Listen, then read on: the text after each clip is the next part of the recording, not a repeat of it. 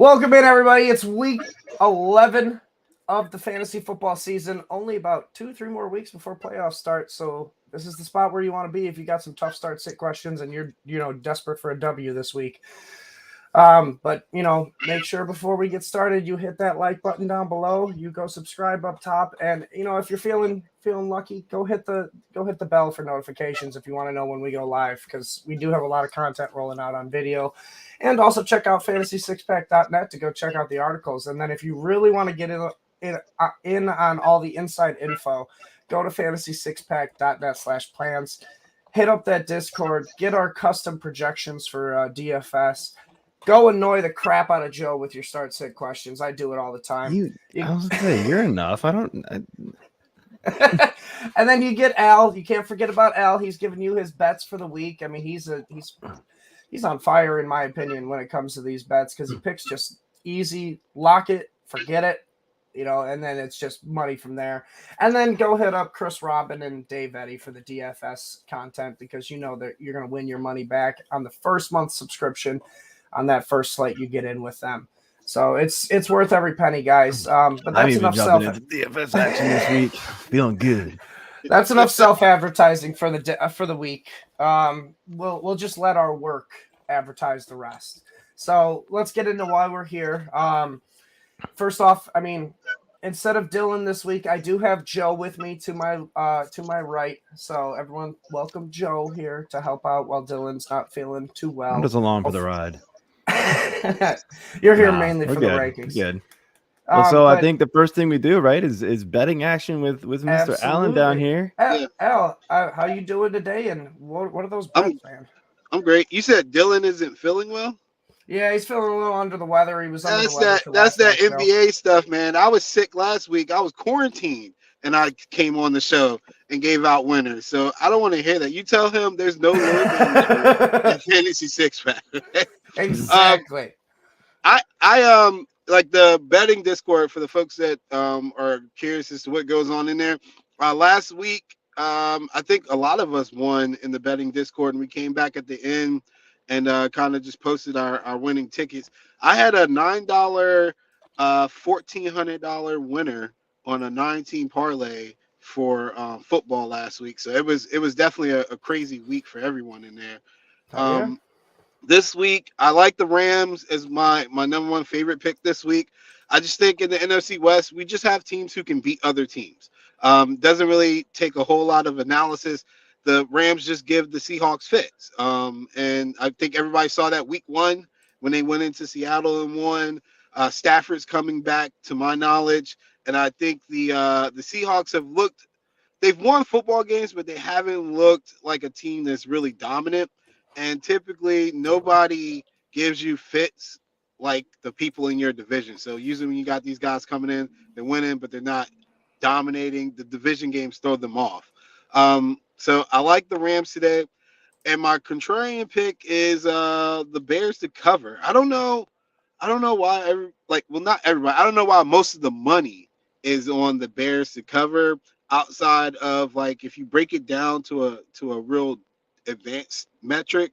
The Bears are really good against the run, and the Bears have been moving. I mean, the Lions have been moving the ball with the run, and I think their defense, even though they played the Chargers last week, they didn't look as good as they've been looking pre-bye week, and I think there's some concerns there that Justin Fields coming back will give this team a little bit of a jolt.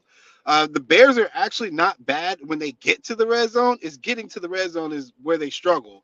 So if the Lions have one of these mid defensive days, it could be a surprisingly competitive game. And again, we're not looking for the Bears to win. We're just looking for them to cover 7.5. And I don't know if anybody's been paying attention to the Lions lately, but they haven't been a team that's been blowing people out. So it might be some overvalue there. I'm going to tail it and take the Bears. And then lastly, I mean, it's I got to see it bet, but I got to see the Steelers. I got to see the Browns with DTR beat the Steelers, I'm going to take my points there. And then my favorite money line play is the Cardinals to give the Texans a good scare. One thing about the Texans, love CJ Stroud. Absolutely amazing. but they have not been a good defensive team at home for some reason. Yardage wise, they give up a lot of yards. They might not give up a lot of points, but even like in their last 3 games, I think for the season, they've been getting up like a little bit closer to like 90 yards on the ground. It's up to like 109 or 110 at home games. Like if you break it down that way. So, and even on their passing defense, like they've been okay, but they're below average at home, things like that. So I'm looking to kind of take advantage of that. I think the Cardinals are going to be competitive. I think they're going to still try to win 1 or 2 more games, and this is a game they could definitely win. All right. I like that.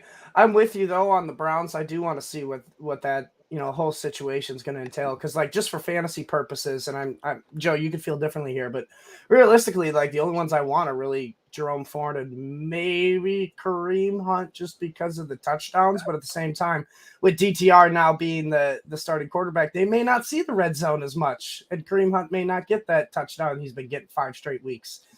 But yeah, for fantasy purposes, I want to see what we got going on here with DTR, because outside of Jerome Ford and Kareem Hunt, I kind of see this offense just not being a whole, viable option. But yeah, I like those. I don't think XL. I'm going to have to get those in myself. Oh, he froze. Well, I was going to say, I don't think. What did you say? Am I still there? Oh, yeah. I was saying, you are. I thought he froze. Mike did. Okay. Yeah. I was gonna say DTR is not awful. It just cut in a little bit. Okay.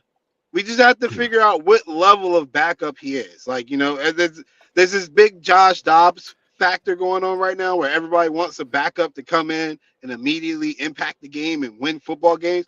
But a lot of that requires experience. Like Josh Dobbs has been in the league a couple years. He had plenty of spot starts here and there, and he's had time to get acclimated with the speed of the NFL. I mean, DTR had 1 start. He got thrown in there. It didn't look that great. Yes, he's had time to prepare this week, but the Steelers are one of the better pass rushing teams in the league. You got to take that into consideration as well. And again, division opponent. So I'm not knocking him. I just have to see it, Prop wise, I like a lot of rushing props today. I think there's value in our guy Derrick Henry scoring. Everybody should be familiar with how. Yeah, everybody should be familiar with how he treats the Jaguars. So, averaging 106 like a buffet yards and a touchdown against them in his career. Yeah, his run total. He's hungry. Yeah, and his run total is like 54. Oh, geez. I think it was the NFL Network that said that he's the first active player to average 100 yards and a touchdown against an opponent since LaDainian Tomlinson, which is just kind of insane if you think about it. Yeah. And so I'm not even gonna lie, it scared me to take the Jags to cover, honestly, but I did it anyway. I'm not giving that out though. That's going to be a stressful one.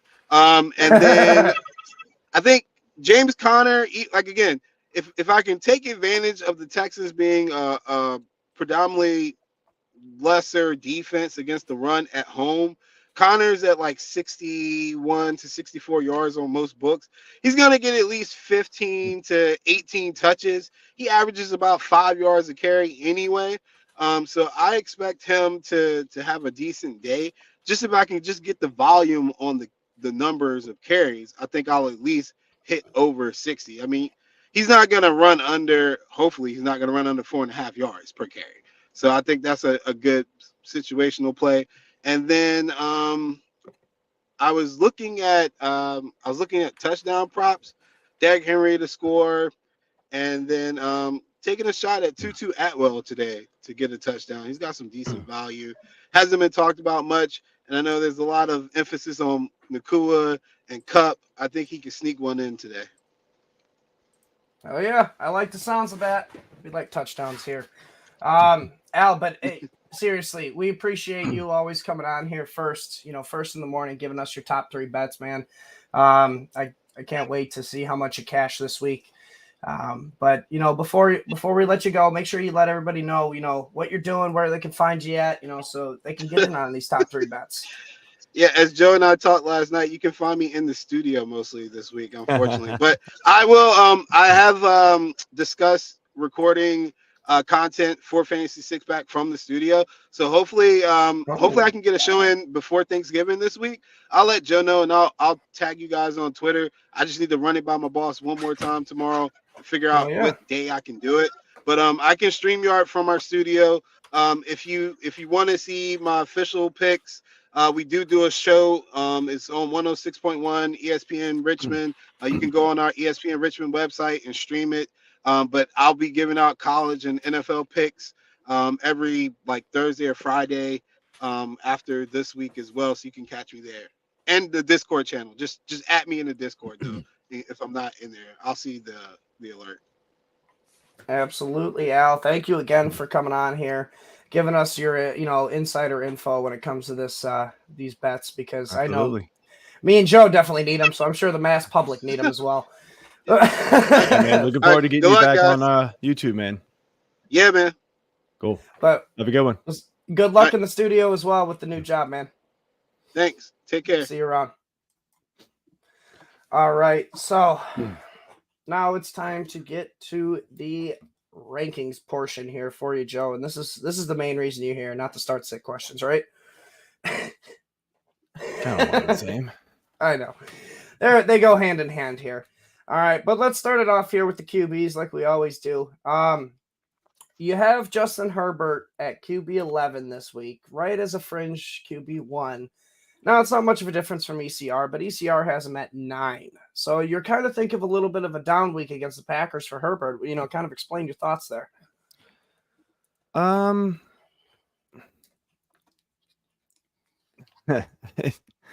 Yeah, I mean it's a tough one, man. So the Packers have been better than people think against the pass. I'll say that. I'm looking, they've allowed the third least number of points to quarterbacks. Yeah, could Herbert go off and do his thing? Absolutely. I still think he's a QB1. I still think in most cases you're starting him. But just expect a little bit of a down game against this Packers defense. Now, I mean, look, of course, they've allowed some pretty solid games. They haven't faced phenomenal quarterbacks by any means. The Packers, that is, they faced Kenny Pickett last week. They did get, they did allow 19 points to Kirk Cousins, and Russ only got 13. That was before he started going off. But before that, I mean, it was like Jimmy G, whatever. The New Orleans guys split and didn't do great. Desmond Ridder actually had the best game against them all season. Look, it's possible for him to get into like that top 7, 6-7 range where you kind of expect him to fall, but I kind of expect a slightly down week for Herbert. All right. Yeah. I mean, I part of me put this in there because I actually didn't believe the Packers were playing that well of defense as of late, but I mean, it's pretty much that's their team right now. But we'll move on to a team here that is also dominant at defense, but for some reason that run game is just not getting going for Tony Pollard. ECR is at 6, and you have him at 8 for the week. I know it's not a huge difference here, but you still have him as a RB1 on the week. So I'm kind of curious of, how that process got Pollard at 8. So it's actually the opposite. So did I mess that up? 6. My bad. I have him at 6. Well, I actually thought it was going to be 8 and 6 because you 8. have the under of Pollard this week. So I was actually like, that was part of my brain. Are you trying to jinx it? I do not. I don't know. Look, I'll be honest, man. I don't feel good putting him at 6. The matchup is just so damn good. It's so hard. Last week. I know, and it's been that way. I feel like every week we're looking at the matchup for Pollard and going, "Oh, this is the week. He's got a good matchup." It's not happening. I don't understand. He's not scoring touchdowns. We talked about this on the Thursday show. Not since week 1. And I mean, he's been tackled inside the 5-yard line 24 times. I know that's an exaggeration, but let's be real. It's been crazy how many times he's been tackled. I mean, the game against the Giants alone, I think he got tackled on the 1 yard line twice. Like, I mean, that's a massive difference. The Panthers allow the second most points to running backs, only behind the Broncos, who had those like 2 or 3 atrocious games in a row. Of course, they allowed over 80 points, almost 90 points to actually it was 90 PPR points to the Miami Dolphins, which is totally skewing that point. So let's be real. The Panthers have the worst run defense in fantasy.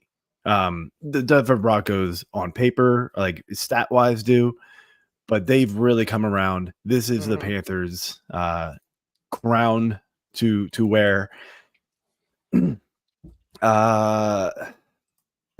It's just got to work, man. Like, and I don't want it to, because obviously I don't want to get silly stringed. I don't feel good about it, and I might drop him this week. I might drop him a couple of spots. But yeah, I mean, projections and just being smart about it say this is the way. This is the way to go with him. This is the way. Yeah. The Mandalorian. I get it. Part of me thought you were jinxing it a little bit there, because I know you and Scott are going head to head with Pollard this week in the silly string picks. That jerk. That's fun. Someone's getting silly string. We just don't know who yet. But on to the next running back here. It's another big name. All right. ECR has him at running back 9, and I'm talking about Saquon Barkley. All right. ECR at running back 9, and you have him at 16. Outside of RB1 territory. What's going on there this week? I mean, look, I know the Commanders traded their two of their best defensive players up front. And the Commanders have been not great against the run the last couple of weeks. Obviously, losing those two guys is going to make a massive difference. That being said, man, like, it just hasn't really clicked for Barkley. This offense is so bad. He's gonna get volume. We know that, and that's gonna be all fine. But when it comes down to it, and I'm trying to pull up, I lost my screen here. There we go. When it comes down to it, if you really look at Barkley the last few weeks, since all the injuries to the quarterbacks here, we're talking 12, 17, 14, 13 half PPR points. RB finishes of 17, 9, 12, 15, and then last week was 36 against the Cowboys. Ugh. Look, the volume is there.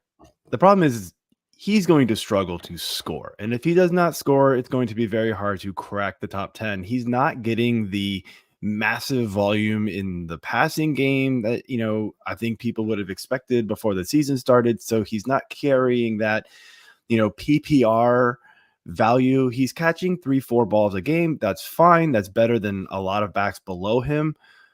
But you were hoping 5, 6, maybe 7 some games to really kind of boost his value, especially with the the kind of blah receivers they've got there. And then with Waller going out, you sort of thought maybe that would go up, but DeVito's just not good. He gets sacked way too many times. I've read something, I forget who posted it, that he's getting like pressured on like 40% of his dropbacks, and he's getting sacked in like half of those. Like, it's just crazy. So Washington maybe won't be able to replicate that because they don't have quite that defense that can do that anymore. But they're still gonna get to him, and it's not gonna be good. So Barkley's just not a great play. So you're telling me DeVito and Sam Howell are gonna just be getting sacked all day today because they're both pressured so much. Possible. It makes me wonder if DeVito was the start of the whole year, would he be on pace to break the record like Sam Howell is? I feel like, and I don't have the stats to back this up right now, but I feel like Howell hasn't been sacked as much the last couple of games. Like, which is kind of shocking because how much they're passing the ball. Oh yeah, but I think like the offensive line is still bad, but it's almost like he's starting to figure it out. You know what I mean? Like, maybe I don't know. I don't have the stats in front of me for like how many times he's been sacked. I can't find it right now. Jamie's got to start Danny DeVito in a league today. Oh, it's a rough one out there. Prayers, man. Sorry. All right. On to the first wide receiver here, and it's a rookie, Tank Dell, ECR wide receiver 16 this week, and you have him all the way up to 10. A fringe wide receiver 1 here with Noah Brown sitting. He is a wide receiver 1. Well, I say fringe because 10, 11, 12 is fringe, but I mean, you have some major faith in the rookie this week. Kind of lay out the reasons. Look, he's led the team in targets the last 3 games. He's led the team in touchdowns the last 3 games. No Noah Brown. Yes, Nico's back, but he's been seeing more work than Nico. I think Tank Dell, like, dude, sky's the limit. Arizona is horrible on defense. So just all day. Give me this one. Is it mainly because of Noah Brown's out? Is that why? Like, just that helps. An uptick That helps. In the targets? He was pretty high. He was pretty high, even with Noah Brown in there earlier in the week. But both him and Nico got a bit of a boost because of that. Like, he is in my DFS lineup this week. Oh, I like it. He's going to be in my fantasy lineup then. All right. I'll briefly, we'll talk about, Schultz a little bit later, but I did realize that just most of the Houston ancillary pieces are getting a boost in your rankings this week. Nico got a boost. Tank got a boost. I'm sure Devin Singletary's got a boost. Rushing it right now, man. But on to the next wide receiver there, and this one's your favorite, and I kind of see why we got him here, but I want to just hear your thoughts. Amari Cooper, wide receiver 32 for you, 5 off of the ECR at 27, and I mean, I'm actually kind of shocked you still consider him a wide receiver 3 with DTR starting. Kind of explain your thoughts there. I mean, I think a lot of it comes down to, like, when you get down to that level of receivers, you're going with guys who at least are going to see volume, right? We know Cooper's going to see volume. It's not going to be very good. But I mean, you starting Rashee Rice, Dotson, Judy, Jacoby Myers, who's been kind of a bust. You're a mute. Rice is kind of a little intriguing this week against the Eagles. Kind of. I mean, he's seeing 2 targets. I know. I brought that up on the Friday show. He's only getting 3.7 touches a game. You got Jackson Smith and the Jigba, who's, fine. He's a good player, but he's still got DK and Lockett ahead of him. That range is so tough. I'm going to go with the proven commodity, the guy who can get it done if just given a chance. Just throw him up a deep ball. He can make his hay on that one. Yeah, I mean, look, Alan brought it up in the early part, right? DTR came in and he was thrown to the wolves, man. Like, no practice for the week. No practice for the week, and then hey, go play Baltimore. Best against quarterbacks. Come on, man. He's not getting Baltimore. Now he's getting Pittsburgh, who's not too shabby. But it's no Baltimore, man. Baltimore is just they're filthy. Their defense right now. Cooper at least saw 6 targets in that game. Yes, he only caught 1 for 16. But again, that goes back to my point. The volume and the opportunity should be there for him to at least catch 3, 4, 5 passes for 50, 60 yards if DTR just isn't a complete disaster like he was in week 4. And I honestly think because the Browns are still in this mix, that if DTR is just straight trash for like the first couple quarters, they're swapping the fact that PJ Walker. I don't see why they don't. Like, they were winning games with PJ Walker. What are they doing? It's got to be the preseason. They're in the playoff hunt. Like, keep it rolling. PJ Walker. They're still high on that. They're high on that DTR preseason performance. I mean, that was the whole reason in my opinion, they traded Dobbs for a 5th round pick. And anyway. you look at that, and Dobbs could be just, murdering it for this offense right now. But we'll move on to the tight ends because not everybody can have the Pastronaut. Dalton Schultz, ECR tight end 9, and you have him at 5, a top 5 tight end for the week, man. Is he getting another 100-yard touchdown day? I mean, if he gets 100 yards on a touchdown, he might be tight end 1 on the week. So,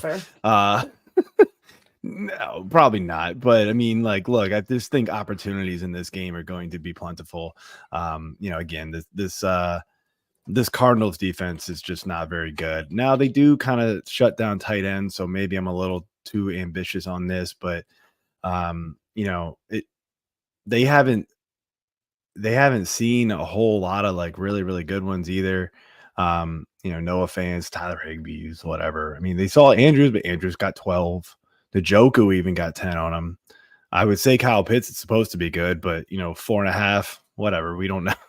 Like, it's I just think this offense, man, is clicking, and this could be I know Alan said it could be closer than it should be, but that's only because I think Arizona is going to be able to score some points too. So we actually could see a very high scoring game in this one, which is why I kind of have everybody boosted up in this game, if you're looking at it. I noticed it. That's why I was kind of noticing it. Like every one of your picks, I mean, at least every one of your Houston's players here, they all were above the ECR in some, little form of fashion. So that was kind of the vibe I was getting. Arizona is kind of the same way.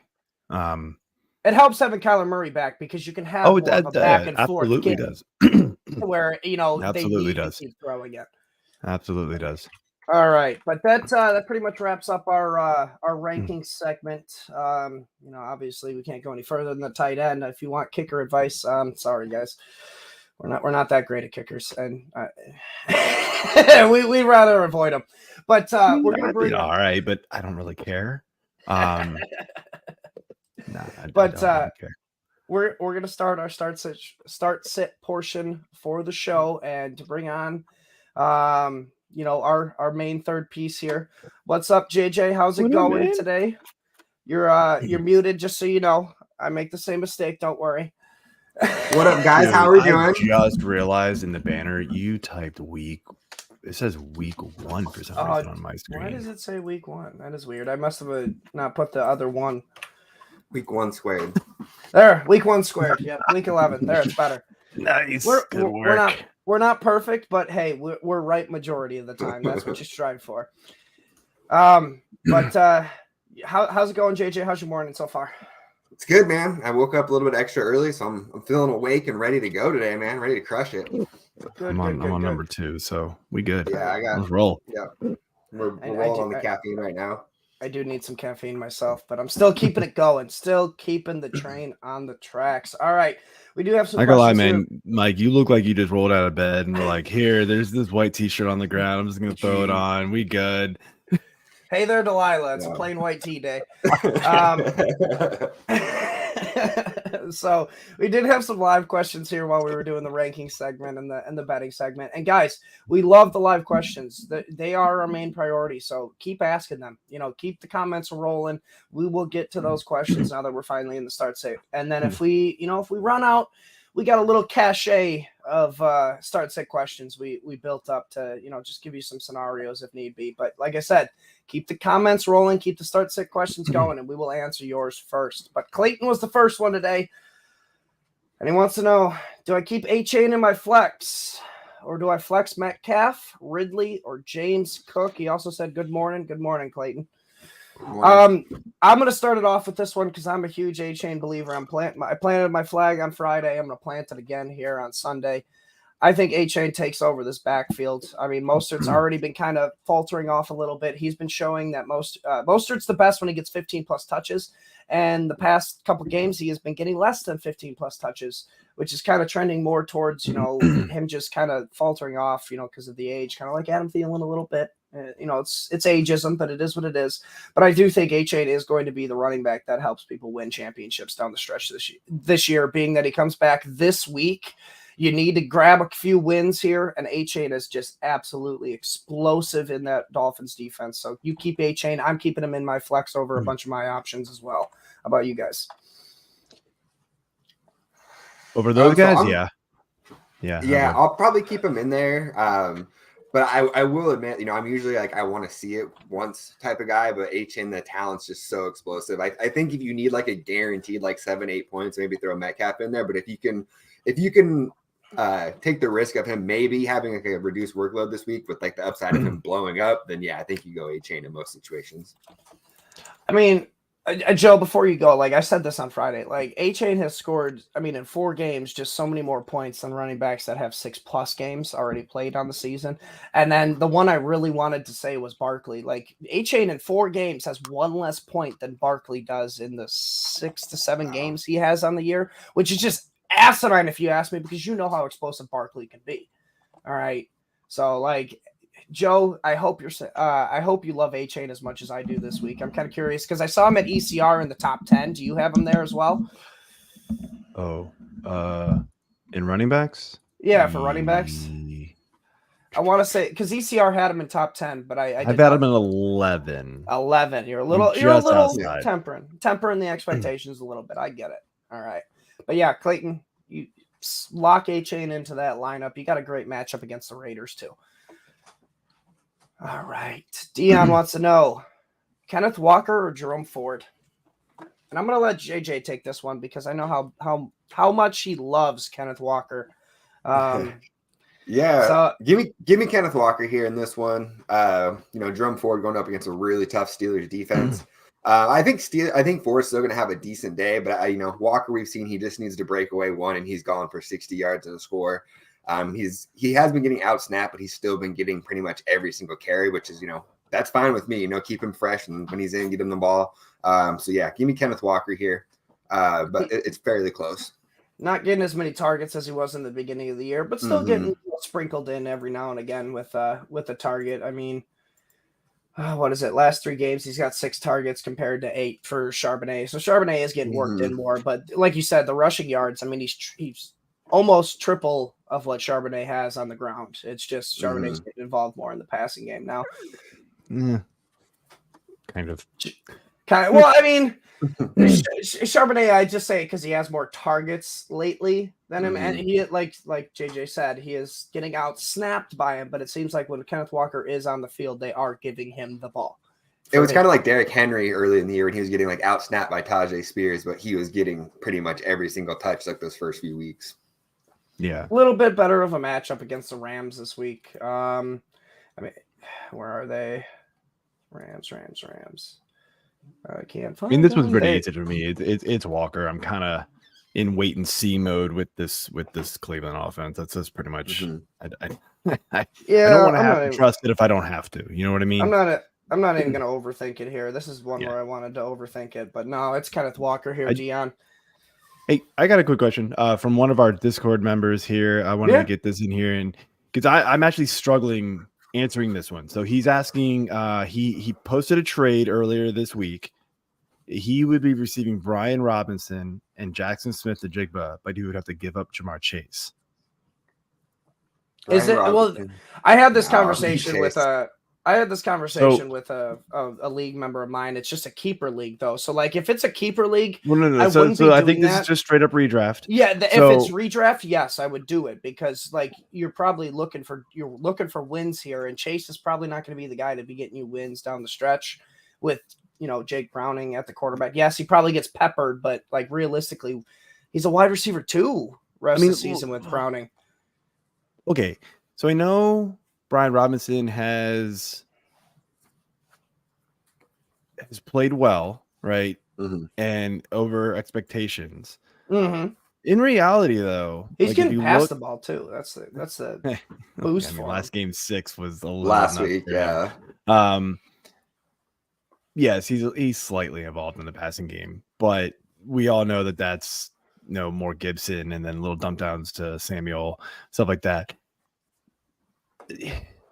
My thing with Brian Robinson, and it still holds true from the very early season, he's very touchdown dependent. When he does not score touchdowns, he's pretty much horrible. He's been playing better lately. I don't know. Like this one's tough because you do know Chase is an alpha. I mean, Browning wasn't horrible. It is. I mean, look, we just talked about how DTR came in and got thrown to the Wolves against the Ravens, though, man. Like, holy crap. There ain't a lot of quarterbacks that look good against the Ravens. But he made some plays, and I was like, I mean, you can make the argument, though, and I said this to Dylan on Friday. You can make the argument, though, like they did not have any game tape on Browning. The Ravens did not prepare for Browning for the week. They prepared for Burrow, and then also it was a little bit of garbage time, too. It was also a little bit of garbage time, too. So, like, no prep for Browning, no tape on Browning, and it's a little bit of garbage time. Of course, he might look all right.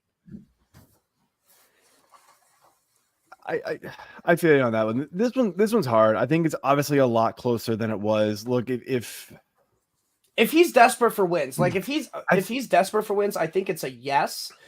All right, but if he already has a playoff spot locked up, I would be trying to get more for Chase. That's the thing. If he's desperate for wins, I would do it because you get two players that are startable players. Yeah, you know he was the second player. No, so he said he actually doesn't have any. That's the other caveat. He doesn't really have anybody to drop for Najigba. Yeah, I would keep Chase, honestly.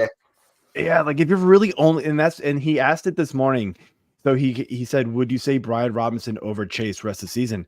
If that's really what it comes down to, I kind of think no. I'm with you there. I mean, would you make that same trade for Garrett Wilson? Like if you get Garrett Wilson, would you give them up to get those two? Because I feel like it's a similar situation. I mean, he's still like kind of like a wide receiver 3 with like those upside weeks, right? I mean, Chase is even better than that.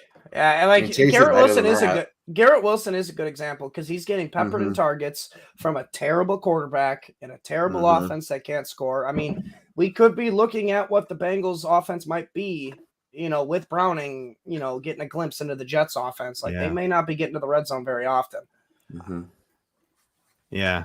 So I mean, I'm gonna reply to him. I told him to tune in, so I don't know if he's actually listening, but I'm gonna reply to him and tell him that it's close, but I think we lean Chase if it's really just all about Brian Robinson. I think you could get more back. If you can throw in Jackson Smith-Jigba and that makes a difference for your team, then maybe that would kind of push the needle that way. I'm definitely on the side of trying to trade Chase right now if you can get some better pieces for him. Yeah. Trade the name value. The problem I have with this is that you're trading Chase at an all-time low. Yes. And you're trading for Brian Robinson at quite possibly his season high value after last week's game. That's where I struggle with it. If this were 3 weeks ago, Brian Robinson would be nowhere in the conversation of Chase, even if we're talking about Burrow being hurt. I agree. It's even close if he doesn't house call that one pass he took last week. Exactly. 60-some yards. Yeah. I agree. But would you also agree that if Chase didn't catch that touchdown, his value would be even lower? No, because everybody knows that was total garbage time, and exactly like so. That's what the mass public, in my opinion, will think. It's like, all right, Chase is pretty much going to get his points in garbage time this year. Like, so you're relying on garbage time with Chase, and that's just not reliable. They got Pittsburgh. They got they've got a favorable schedule coming up. Pittsburgh might be tough, but Jags, Indy, Minnesota, then Pittsburgh, and then Kansas City. I mean, like they've got pretty favorable matchups, and who knows, man? Maybe Browning surprises. It isn't just Jags complete defense garbage. Is top 5 in interceptions too, so maybe they pick him off a couple times. Pretty sure Jake Browning was the last Pac-12 quarterback to make the fantasy or the college playoffs. So a little bit of upside there. Did Washington really make the playoffs? I'm pretty sure. Maybe. Yeah. They did. I'm almost positive. I do, and it's a blast. It's a blast from the past. But I remember when he was throwing to John Ross for Washington.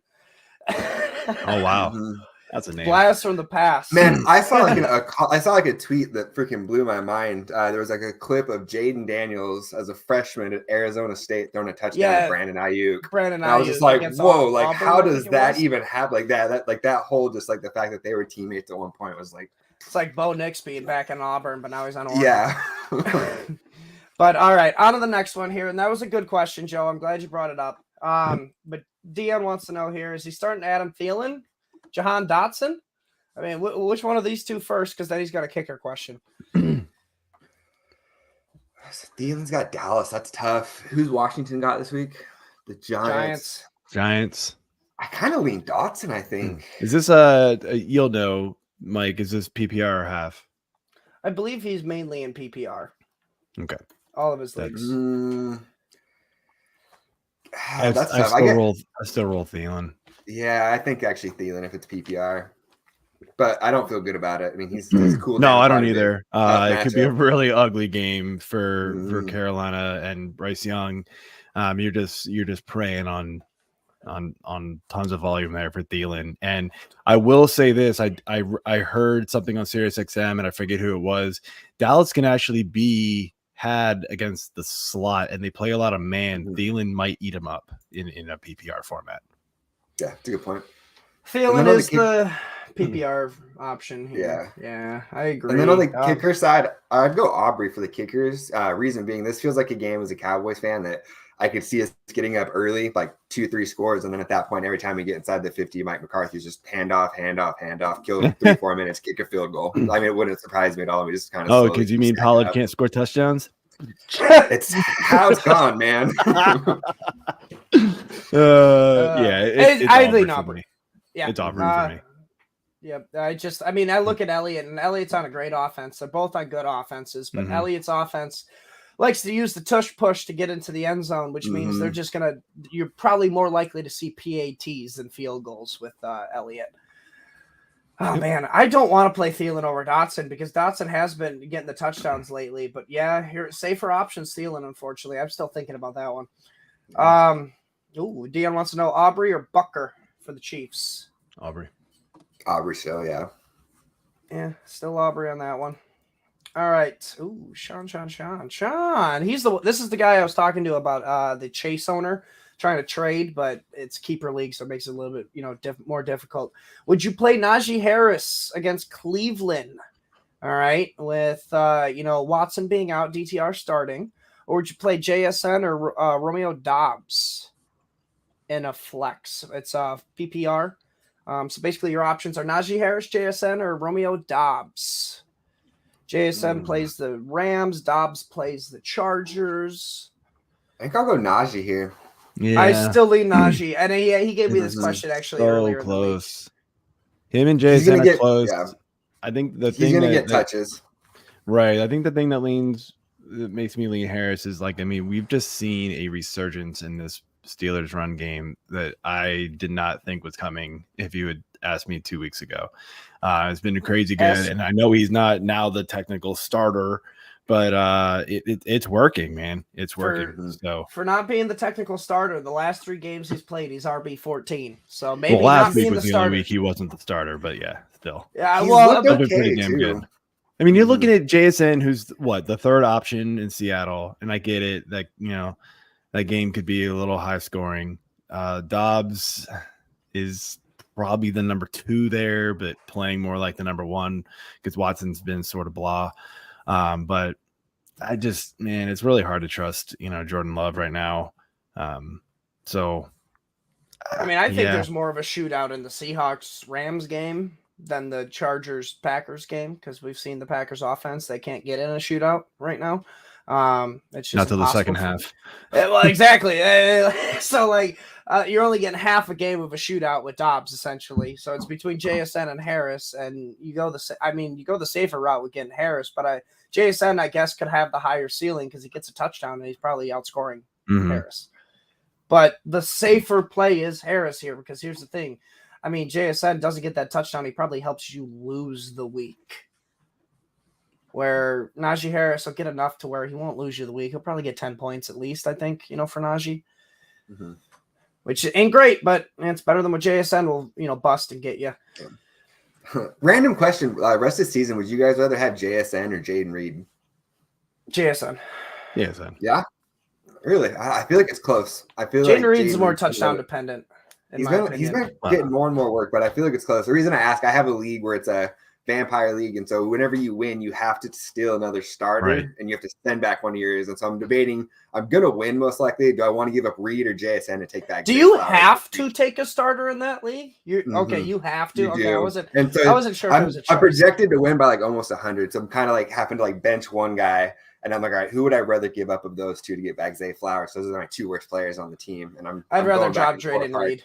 I'd rather, yeah, Jaden Reed. It's because of Dontavian Wicks. He's becoming a little bit more involved. Yeah, like when Wicks good. wasn't involved in the beginning of the year, Reed was taking that target total away from him. But now that Wicks is kind of showing up a little bit more, I think it's taking more away from Reed than it is Dobbs or Watson. Because Watson right now is just a deep threat. Like he's only catching 35% of his passes. I don't even know if you can really say he's a threat. Games. He's just kind of going deep and not really being much of a threat. Even it seems like all-time conditioning team for him. He's just out there getting some cardio in, baby. Yep, he's a cardio warrior. All right, next question here, Tian.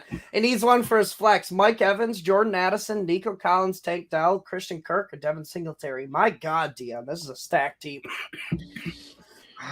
Oh, I'm guessing this is also PPR. Yes. Oh, who's Minnesota? I really want it to be Singletary, but I don't think it is. Kind of like, let's see, Houston. Tank Dell against Arizona. That's kind of juicy. My first gut was Mike Evans, but San Francisco. I mean, I guess San Francisco in theory is a tough matchup. Outside of last week, they've been actually fairly beatable the last month or so. Yeah, it is Evans for me. That is Evans for you? See, I brought this up on the show on Friday with them, and like San Fran can be passed on throughout the year. They can be passed on, but and now I am galaxy braining it a little bit here because watching the NFL Network and whatnot. They said that the Niners in that stretch where they were getting passed on were playing a lot of man because of the injury to their 4-man front, and typically they like to play zone and only rush those 4 front.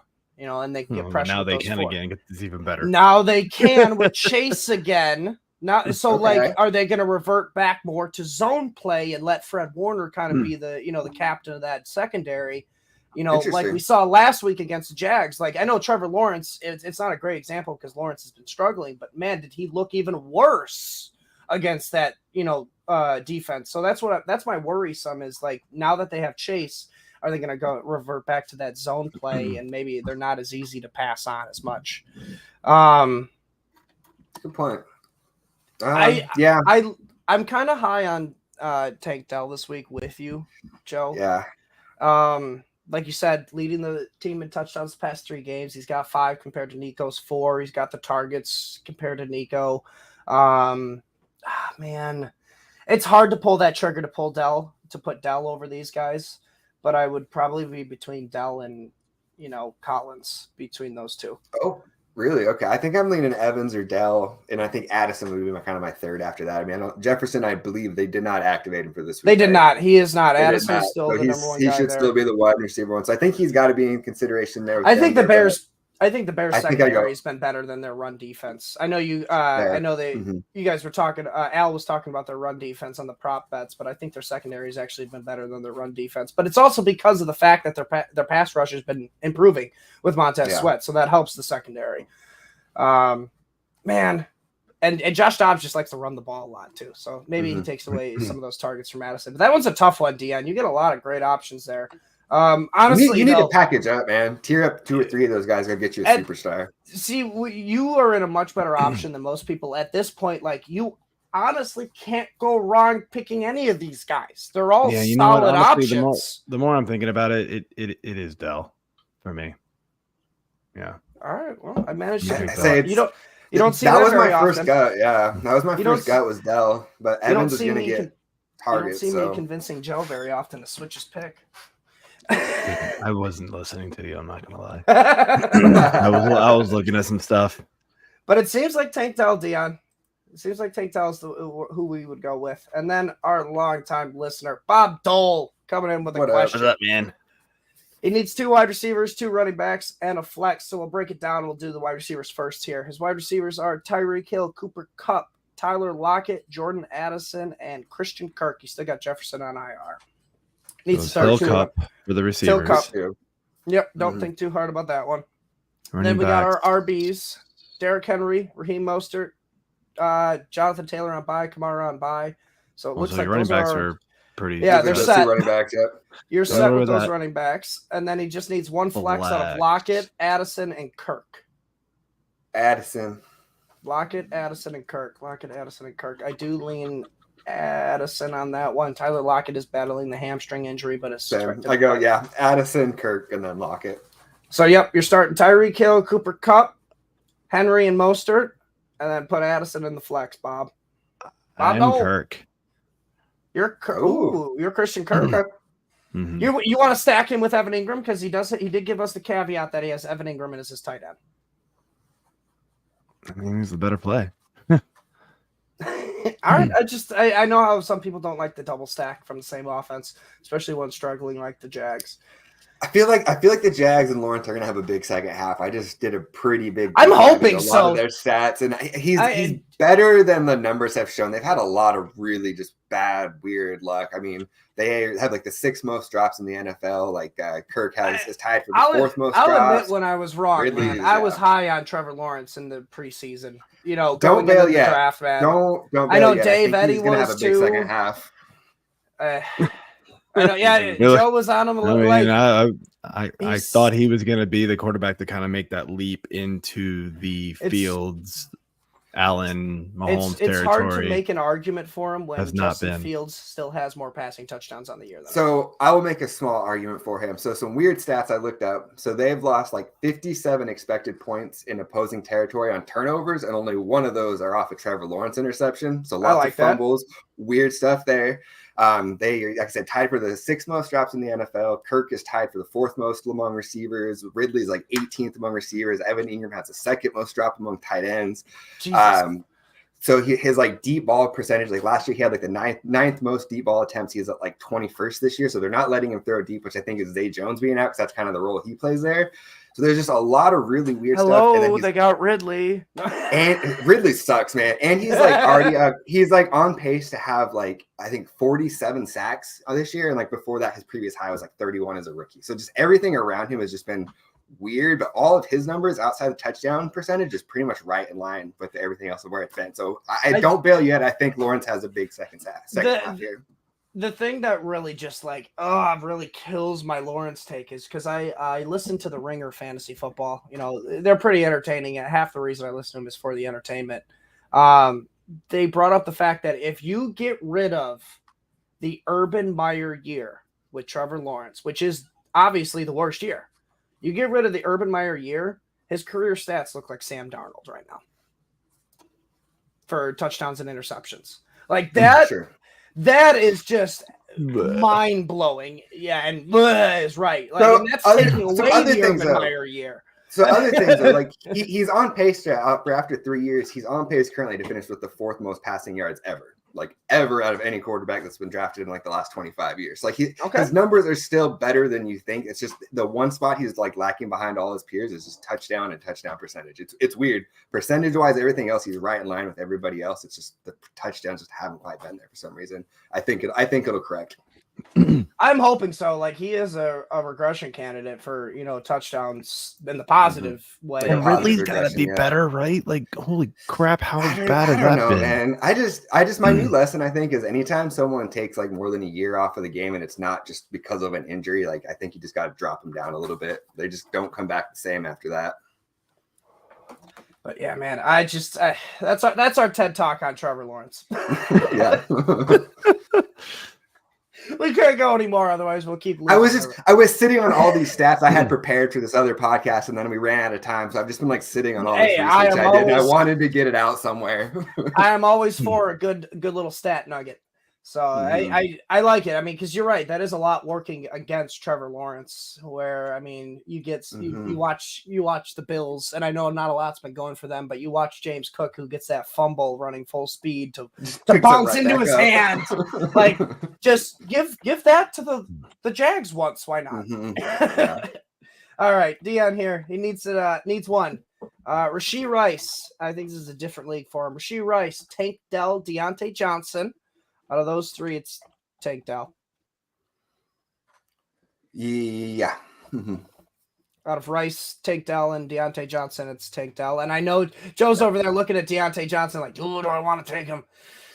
No. Well, it's because of the targets. I know you like the targets for Deontay Johnson. Everybody likes the targets for Deontay Johnson. But it's tanked out. And then he needs one for his tight end. He's got Luke Musgrave, Pat Fryermuth coming off IR. Which one of these two we going with? Man, I want to see it for a week with Pat, so I'll go Musgrave here. There's really not. I mean, you're banking on a touchdown, but that's the thing. It's like, oh man, both these I'll offenses go are Musgrave. touchdowns. I'll go Musgrave. I want to see it for a week with Pat. It's close, but I'm sure I'll be starting Fryermuth the rest of the season. But Musgrave this week, Dion. And then he wants to know Washington's defense against the Giants or Philly's defense against the Chiefs. And I think that one's an easy question. That one's Washington. I think so too. Yep. You don't want to play defense against Mahomes, guys. It's never a good idea. No, hasn't been as big of a thing this year, but yeah, like I still feel like at some point that big old explosion's coming from Mahomes. Exactly. That 5 touchdown game that we all know is possible. All right, Jordan, thank you for joining us, man. Hope to see you around, more, get some more questions in if you need to. We're here for, at least another half hour. But he's got a half PPR question here. Rashee Rice, Dalton Kincaid, Tyler Lockett, or Calvin Ridley. He needs 2. Lockett is for sure. Is it? For me. Yes. Over Ridley and Rice. I would play Lockett over those guys. And then I don't like playing a tight end over a wide receiver or running back majority of the time. So that's why I lean Lockett as my number 1 option. And then I feel like Kincaid's my number 1 out of these, honestly. He's my number 2. But here's the thing, though. I am a little skeptical, though, because we are getting Joe Brady, the new offensive coordinator. It's no longer Ken Dorsey. Maybe Kincaid has a different role in that offense. So that's what I'm a little skeptical on. I hope not either. It is Ridley and Lockett for me, too. Ridley. Oh, man. I don't do right. I didn't want to be the person to say it. I can't do right. I can't do right. The Kansas City receivers are impossible to trust. I don't care who they are. They're impossible to trust right now. I think it's Lockett and Kincaid for me. I go Kincaid. Kincaid's close. And then, man, it's tough on these other 3. I don't love any of them. I guess I'll go Lockett, and Kincaid. I'm gonna go look at what Kincaid is getting. All right, for targets the past 3 games. He is getting 8 targets a game the past 3 games. You know how many targets Ridley's getting the past 3 games? 5.7. How can you play Ridley over Kincaid when he's getting even less targets? I mean, with Ridley, you're just hoping for a long one. I mean, exactly. You're praying for Ridley. That's why it's like I'd rather not have Ridley in my lineup. Pray. Give me Kincaid and Lockett, who feels safer. Yeah, Kincaid's the only one I feel good about in that group. I mean, Lockett came back after that concussion or the concussion, protocol, whatnot last week, and he went off late in the game. So, like, I don't know, man. I'm a Lockett. Actually, no. I changed my mind, man. I got to trust my gut. Give me Rashee Rice and Dalton Kincaid, man. Give me my rookies. I know it's my fantasy brain. Give me my rookies, man. Dion, we helped you in 2 of your other leagues. This 3rd league, you're gonna have to scratch. Oh man, that's funny. Oh no, wait, that was the next question. My bad. Allen or Tua? That one's Josh Allen. Yeah, don't get too cute. Start Josh Allen. All right, Joe. I assume you're Allen too. And then he needs 2 for his wide receivers: Tyler Lockett, Mike Evans, Rashee Rice, Jahan Dotson. That one's Lockett and Evans for me. Although you can make a case for Dotson, I think. Nah, give me Mike Evans and Rashee Rice there of those 2. I'm out on Lockett this week, I guess. Boy. Oh, I could have. That's what I'm thinking after I read it. It just looks like a flex question possibly. So you got DeAndre Swift and Singletary in there as well. I mean, if those are your 2 other options, it's Swift and I'm going the running backs. Yeah, it's Swift and Singletary. I was thinking it was an RB wide receiver type of. No, if those are in, yeah. If it's flex, then I go those 2. I go the 2. Yeah, Dion, that's my bad for reading the question wrong. But yeah, if it's flex, you go the 2 running backs in that situation. Yeah. I mean, you got a potential for 40 plus touches between the 2 right there, and you probably won't get 40 touches from all 4 of those wide receivers. All right, Hurts or Howell? And that one's Hurts.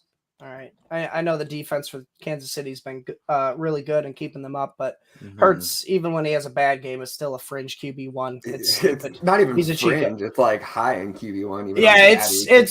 Crazy. it's stupid. Just how he's a cheat code right now. He's basically two Mhm. players in one. And then he needs the flex one. James Cook. I think that's Damian Harris. A-Chain. No, Ridley, Najee, and right? Dotson. Got to be Oh, Najee. Najee Harris. Najee Yeah. Harris. I mean, it doesn't change my answer. It's A-Chain for the flex. It's A-Chain or Najee here. I'd say upside plays A-Chain. Oh, it's A-Chain. If you need, It's yeah, A-Chain. yeah, go A-Chain here. If A-Chain busts, man, you can all be mad at me. I don't care. I still think he wins you championships down the stretch this year. It's just with how Yeah. explosive he is. I mean, name the last player I've seen be that explosive was Chris Johnson. Like I was gonna say running back. Tyreek, running back, yeah. Mhm. Yeah, but just like the explosiveness he has to just, I mean, he could very well average 8 yards a carry the rest of the year, honestly, on that offense. But yeah, it's A-Chain in the flex there. All right, he needs one. Mike Evans, Tank Dell, Deontay Johnson, and Jacoby Myers. Tank So Dell. we answered this one basically. Yeah, Tank Dell. I think we basically answered that one already. I think it's a different one though because he had Myers in there too. Like Myers. No, I feel like we had I feel Bell's like we had all these so options. much higher up than those guys. But yeah, I mean, yeah, Myers isn't even close to those. But it's Tank Dell for that one, and then he needs a defense here. Detroit defense against the Bears, Miami against the Raiders, or Jacksonville against the Titans. So I don't play in a lot of team defensive leagues. So my gut on this one says go with the Dolphins. You want turnovers? I feel like it's very, very like system dependent on how you're scoring these. But well, you want turnovers and sacks essentially if you're targeting a defense. It's hard to predict turnovers, so you can predict sacks usually way easier than you can turnovers. That being said, I go Detroit. You would go Detroit against Fields? I mean, first game back for Fields, it could be rough. You never know. I'm more like I question because I don't know if Fields will get sacked that much by Detroit. The old line for the Bears have been playing a lot better. I know the D line is good for Detroit, but then you also got the mobility for Justin Fields to avoid those sacks. The only other option out of this one that I would say is Miami. Going against the Raiders. Yes. Aiden O'Connell hasn't been because great. it's Aiden O'Connell. So if you want to play maybe a slight safer route, that might be it. I go Detroit. It's between Miami and Detroit. Those are the two options here. I have it flip flop there, but yeah, it's those two. Because Derrick Henry's guaranteed 100 yards and a touchdown against Jacksonville. You don't want to be starting that. All right. Ooh, CJ Stroud or Jalen Hurts? Jalen Hurts. I can understand why, it's fun to try and roll out the shiny new toy, but yeah, it's Hurts here. Yeah, I don't see any way I'm benching Hurts. Like, I think he has a real case for QB1. The only way you could bench Hurts is if you have Josh Allen or Mahomes. And even that's the only way I think you can do it, and it's not even like you want to because of how much of a cheat I agree. code Stroud's being started ahead of a lot of guys for me this week. Not Jalen Hurts. Probably not any one of the top three. Hurts, Allen, Mahomes. Like they are locked solid top three options every week. Yeah. Absolutely. So it's hard to start any one outside of that top three over one of them. Hey, what's up, Keith? It's nice to see you, man. Hopefully you get some good luck today. He's got a flex, either Rashee Rice, Alexander Mattison, who is active today. I know I got the news last night. Oh, is he? Yeah, he is expected to play. Alexander Mattison is expected to play. That's kind of a surprise, isn't it? He didn't practice all week, did he?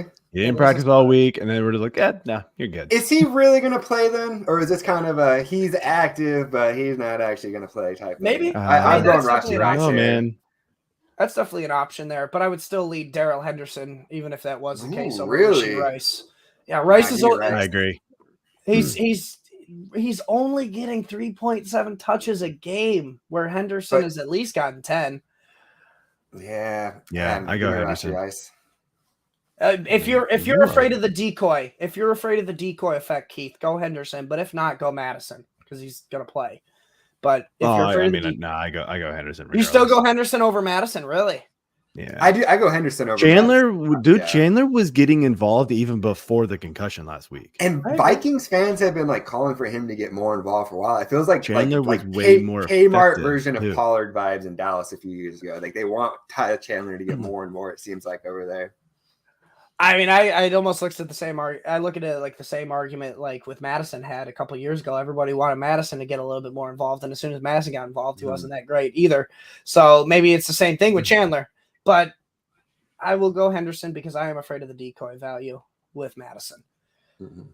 Ooh, Jackson's got a good one. Jordan Addison or Devon A-Chain in the flex? A-Chain. Man, yeah. Damn it, Joe. I was hoping you'd give a little analysis here because it's the same with me. It's A-Chain. We've already talked about both these guys. Like, yeah, not a whole lot more. If you were listening to the show, you know why. It's true. It's A-Chain. All right, Sean, we answered this question here for you, but we'll answer it again just real quick. It's Harris. Out of these options, it's Harris, but if you want to go for the ceiling, it's JSN. Put Harris in and don't watch the game and just hope the box score looks good after. Exactly. Jackson's got another one here. Is he starting Tua, Goff, or Justin Fields at QB this week? It's Tua. It is Tua for me as well. Yep. Man, I'm just afraid that they don't need to throw the ball on the Raiders. That's my only fear because they do like to run the ball. We saw the Dolphins offense runs the best when they get the run game going. So that's where I'm a little just skeptical on it. But I mean, your two other options are Goff and Fields. I say, who's our number two there? Who's our number two there? It's Goff. Goff. It's Goff. I think so too. But you give Fields, if Fields has a good week this week, it's easily Fields next week. Although I will say Goff usually doesn't play great on the road. Although last week he proved us wrong on that. But with the Chargers, yep. Yeah. I mean, are you really on the road when you play at SoFi with how many fans you get there? But I'll say, he against the Bears, he could do some damage. But yeah, it's Tua for me pretty easily, and then Goff, and then Fields. Yep. Although next week that could change. Like I said, if Fields has a good week, we just want to see it first. And then Dean asked, "Where's Dylan?" Dylan's not feeling too well, Dean. He's he took the week off here. We're still here to answer any of your questions, so make sure you get them in, Dean, if you have any. I know you're trying to make a push in the league we're in together. But yeah, get your questions in, man. And then Jackson wants to know Josh Allen or Kyler Murray this week. We said it again. If you got one of the big three, Josh Allen, Jalen Hurts, or Mahomes, you're starting those three over any of those other options. So yeah, you're playing Josh Allen. Okay, December. Someone in our Discord, man. Nice to see you on the YouTube. There we go. Hell yeah. He needs to play two in his flex. It's between Devon A-Chain. This is probably in the fantasy six-pack league. Devon A-Chain, Nico Collins, Tyler Lockett. It's probably against you, Joe. Then you're going to have your best week ever. No. It's A-Chain for sure. At least one locked up with A-Chain. And then we're between Collins, Lockett, and Godwin. And I lean Collins. But it is close between him and Godwin. Yeah, I lean Nico too. But he does not have A-Chain in this league. So so we're good. I can give you the answer. We're good. It's the first two. It's A-Chain and Collins. All right. Yeah. I like it. I like it a lot. All right. To Matt here. Good morning to you as well. It's nice to see you. Hopefully you join us again next week or for any of our other videos. But half point PPR. Dalton Kincaid. Flexes that include Kincaid are rough, especially when the other options are kind of.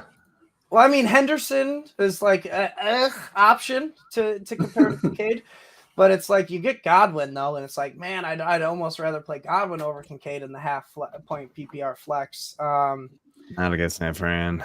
I say it's Warren or Kincaid for me, which I guess I don't think I mentioned on the last one. I should have. Kincaid is my silly string pick over 9.35 points this week. Oh yeah, we totally forgot to bring that up. I apologize. Make sure you put that on the tweet. I did already. Yeah. And if anybody else wants to, take part in this silly, it's a slight lean on Henderson for me, by the way.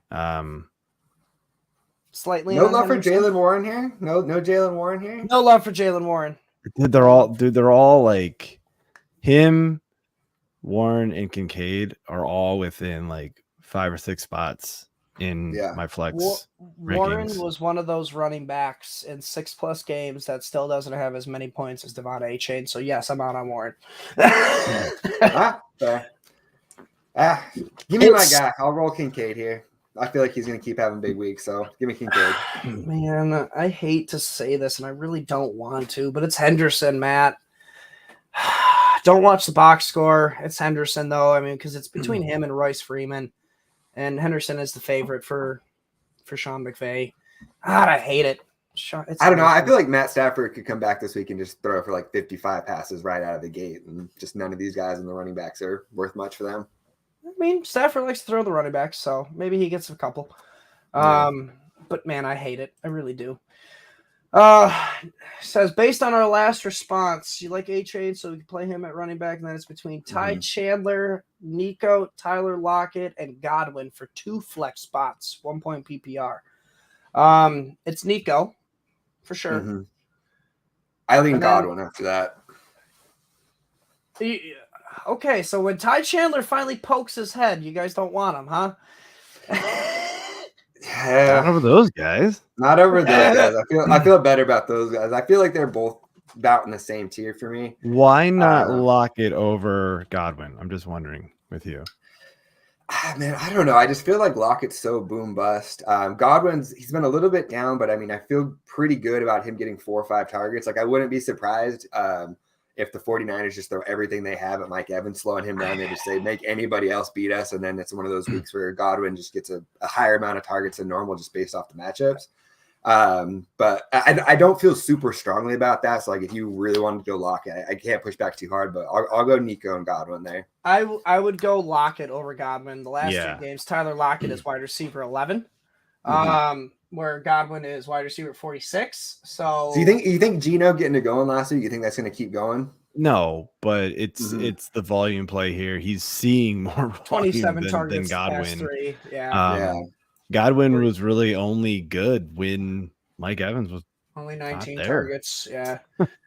8 target difference through 3 games, and it's in favor of Lockett. So it is a volume play more. And I mean, he is getting touchdowns. He has 2 in the past 3 games where Godwin only has 1.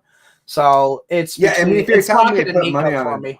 Yeah, if you're telling me to put money on who has a better chance for like a touchdown, it's probably Lockett, just because he just needs 1 to go. But I don't know, gut call. I kind of feel like Godwin has a double-digit point week this week. I mean, if we're betting on touchdown, I actually think Ty Chandler has the best one over a touchdown out of all of these options. But that's a different story. All right. Yes, listen to Dylan. Please hit that like button down below. Standard League. James Conner or Jerome Ford? We're far behind on the comments, man. We got to go. Oh, yeah, we are. Holy shit. They have been just a little more rapid fire. Right. We got 10 minutes. Yep, James Conner or Jerome Ford. It's James Conner in a standard league. Standard? Standard. It's James Conner for me. Yeah, I'll go Conner.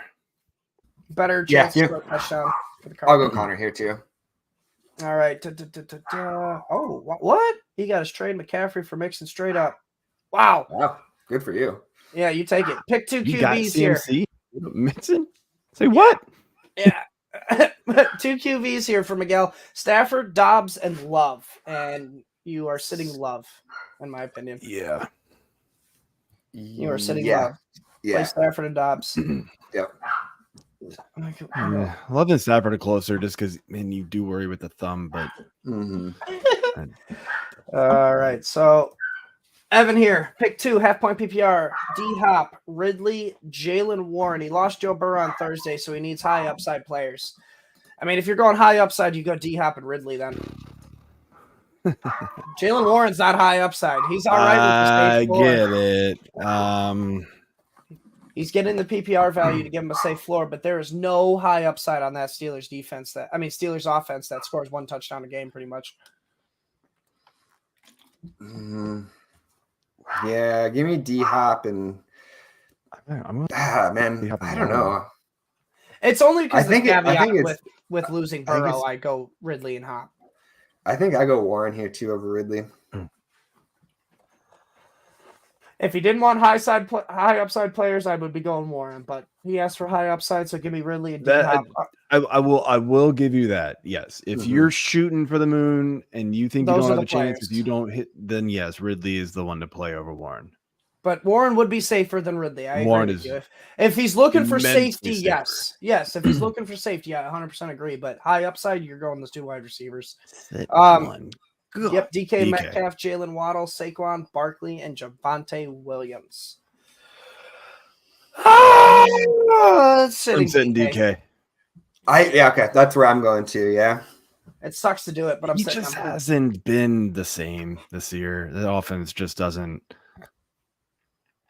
It doesn't funnel through him right now. Thank you, Gary. Gary, thank you for putting your question in the comments because I couldn't remember it.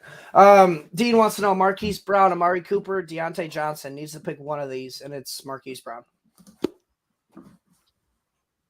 Yeah. Tell me why it's not Marquise Brown. I know Marquise Brown had a down week last week. All right, but he was literally inches away from catching. Hasn't he? I feel like he's been down for a couple weeks, hasn't he? Who, Deontay? No, Marquise Brown.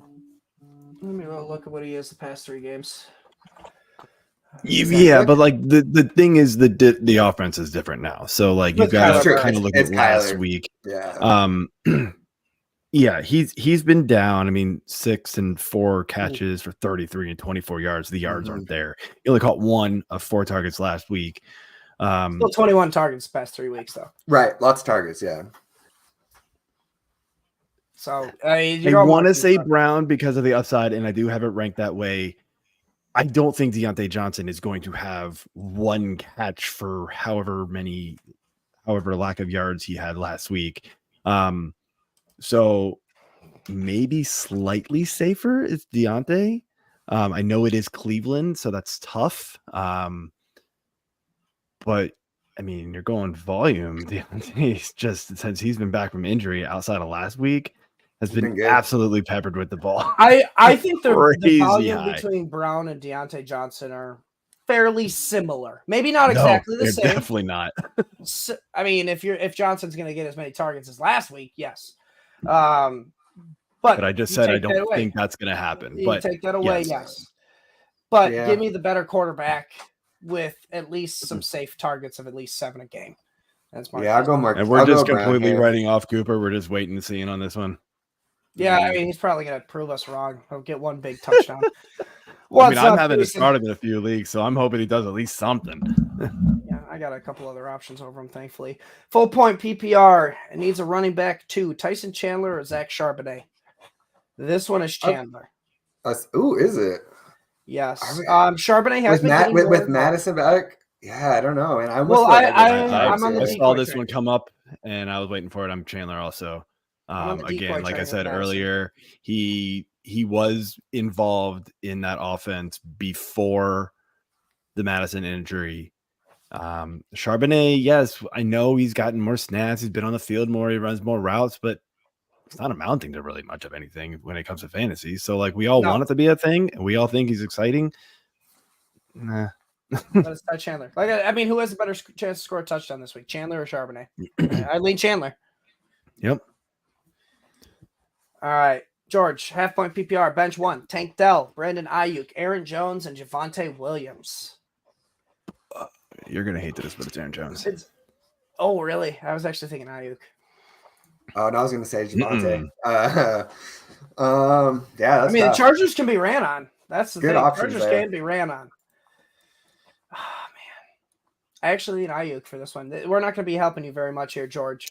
But obviously, I know your thought process is you start the running back over the wide receivers. So.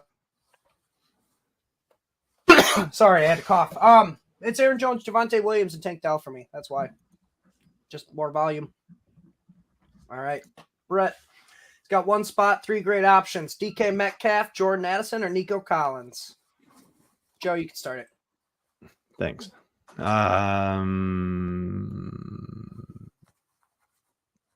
Let's go with... That's not rapid fire. Let's go with some Nico Collins. It's close between him and DK. It's close between him and DK for me. I do lean Nico as well. I'll go Nico. I wanted you to go first because I know how high you have Nico, so that's why I kind of figured your answer was going to be the same as mine. All right. Morning, Mark here. He's got one flex PPR league. His running backs are Saquon and Brees. Wide receivers are Waddle and Puka. Flexes Mostert. On the bench, he has Ayuk, Singletary, and Tank Dell. Should he swap out any for his lineup? Yeah, I'm looking at you need to get Tank Dell into that lineup. Yes, you do. You need to get Tank Dell. It's just who I would play Dell or Singletary over Mostert at this point. Okay, I was gonna say Mostert out, Tank Dell is where I would go. Okay, I was curious about just who you're taking out in this one because I was gauging the feel of Puka. Puka. With Stafford back, I feel a little better. That was where I was gauging it because of the Puka issue. But yeah, you sit Mostert in this one and play Tank Dell or Singletary. All right, Gary's got one here. He lost Andrews for the rest of the season. Does he roll with Cade Otton for the rest of the year, or should he trade like Jordan Addison for Evan Ingram? He's got Evans, Pittman, and Olave, Boyd, and Judy as backup, so he doesn't really need Addison. I'll just tell you my option. I think he should get more for Addison, in my opinion. You should get something better than Evan Ingram. That's the only thing.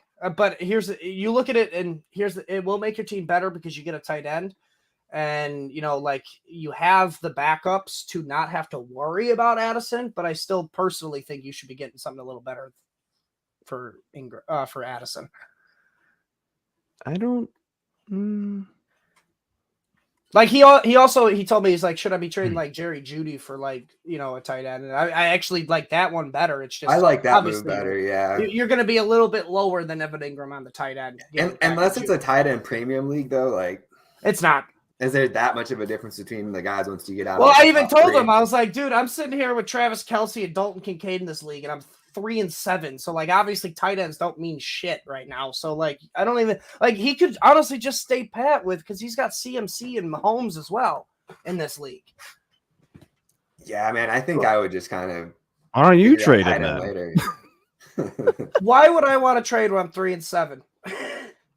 In this league, it costs money to do moves. Every move is $1. I don't hate the trade. I mean, look, when it comes down to it, he's still third in the league for tight end targets. So he's seeing the targets. This is not, and if we're expecting, JJ, you said you expect a little bounce back the second half for Lawrence. Ingram's going to be part of that, right? And so, I don't hate it because you do not need him. And Addison's going to lose some value with JJ coming back. Justin Jefferson coming back next week, probably. Maybe now's the time to get whatever you can for him. Addison was fine with Jefferson there, but that was also with Kirk just slinging the ball down the field. I mean, he's catching like 3 passes for 80 yards and a touchdown. I mean, like, I don't know if that's going to continue with Dobbs there. Dobbs likes to scramble a lot, dump it off to Hawk. I don't know. I feel like I'd rather have Addison as like my 4th receiver behind those 3. I'd rather try and move Boyd or Judy and go get like a lower end tight end and just keep my high end. He's already got a lower end tight end. He's got Otton. Who are you going to get better than Otton for Judy? Judy's been trash. I mean, I don't know. Can you go out and get can you go through that's my point. Something with Ferguson? Can you go get Ferg? I feel like he's doing a little bit better. That's my point real quick then. Like, okay, because here's the thing. If he's pushing for the playoffs, which he is, all right, he has Evans, Pittman, and Olave starting all day, every day. Now, if any injuries happen, who would you rather start in that position? Tyler Boyd with Jake Browning, Jerry Judy, or Jordan Addison? Like, it's nice to have that extra wide receiver depth if an injury does happen because it's possible. I get it, but Otton's also gotten you close to nothing a lot of weeks, and it's hard to win with zeros. I don't know, man. If you can get like Judy for Taysom, I mean, if that's what he's saying, he actually did get offered that, and I said I would stay away from Taysom. I mean, I don't want Taysom. I don't know. I mean, Taysom's personally been weirdly consistent this year. Like it's. But hard to trust him. All right, we got a couple more. Yep. We literally just have to give the answer. No analysis. Let's rip through this. We got Chris and Dave in the background. Keith needs to start too. Puka, Javonte Williams, Aaron Jones. I'm sorry, the 2 running backs. Williams. Yeah, I hate that. Full PPR. Full PPR. Yep. Give me Jones and Puka. Full PPR. Yeah, actually, I did, now that it's full PPR, but it's Jones and Puka. But it's definitely Puka. All right. Dobbs or Tua this week? He has H8. It's Tyreek starting. You put Tua in there and you double stack the hell out of that. Well, it doesn't even matter. It's Tua. I don't care about the stack. Just Tua. Good morning, fellas. All right. Rest of the season, who would you rather have? Ken Walker or Michael Pittman or Achane or Hollywood Brown out of these 4 options? It's Devon Achane out of these 4. No, I'll take the Walker Pittman side. I would too. Mm-hmm. It's Achane for me, man. He's gonna help you win. I feel like Walker and Achane are close, but Pittman is way better. JSN or see, that's what I'm saying. This is a real question, man. This is like the exact thing I asked earlier. This is closer than it seems like on the surface. I mean, this week I'd probably lean Reed, but rest of the season it's JSN. I'm going JSN. This week because you're playing the Chargers and they have to try and score against the Chargers. All right. The good. Brown, not good for them. Anybody can score against the Chargers. What are you talking about? Jose, pick 2 running backs here. And a flex. He's got Saquon Barkley, Devin Singletary, DeAndre Swift, Mike Evans, and Hopkins. 2 running backs. Yep, you're benching Singletary out of those 2. And then your flex is probably Singletary. I would be playing Singletary over Mike Evans with the full PPR. I'm gonna do a receiver. I'll go Hopkins and then Barkley Swift. Joe? I'm playing the 3 running backs. 3 running backs it is. He already did that one, Keith. Sorry. Goff for Tua. That one's Tua. Yep. All right. Oh, that's it, guys. We finished all the 5 questions. Hell yeah. Also, I Kelly. want to highlight Dylan's comment real quick because you did mention Chicago Bulls legend Tyson Chandler when talking about the Vikings running back, and I wanted to comment on that too. But yeah, somebody else picked up on that. Yeah, that's my bad. All right, guys, that wraps up our start set portion, though. Thank you everyone for joining us, though. Make sure you stick around for the DFS portion where Dave, Eddy, and Chris Robbin are going to be coming on. But before we do, Joe, tell them where we can find you at. What you doing this week? Yeah, I'm playing fantasy football this week. You asked me what I'm doing this week, so I mean I'm gonna be a smart ass and answer. Underscore at F6P_Joe is where I'm at on Twitter. Obviously, fantasy6pack.net is where you can find all the content. And I'm usually on the Fantasy Six Pack Hour on Thursday nights, but I was not this past week. And then this week, the show will be on Tuesday night because of Thanksgiving, and we're having special guest Marcus Grant from the NFL Network. So that will be you got to be there for that, yeah. So Tuesday night, 9:30 Eastern. Make sure you tune in to here on the YouTube channel. And we will be kicking off the Thanksgiving week a little early. Oh yeah. So Jordan, how about you? So arguably just as big as Marcus Grant, I had Mace Riney on my Dynasty show yesterday to talk some IDP. So know that my Dynasty show is out on Monday. We posted that yesterday, so make sure you go check that out. We broke down all of Mace's top 5 IDP Dynasty ranks. Went about a little strategy talk, talking about some scoring formats.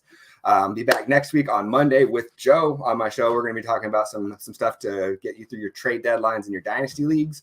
And then tomorrow morning, I'll have my weekly written recaps, the nuggets you need to know from every single game to get ready for your fantasy week in week 12 and beyond. All right. And you guys get a freebie question before you leave it. Metcalf or D. Henry? Derrick Henry. Henry. It's Henry. Clean sweep. All right. I know it's PPR, but give me Henry still. Clean sweep. All right. You guys have a good one. All right. Good luck in your matchups, except you, Jordan, because I think I'm playing you in one league. Peace out, guys. Awesome. See you guys. All right, now what you guys have been waiting for, I know you've been waiting for it, Kelly, and they're here.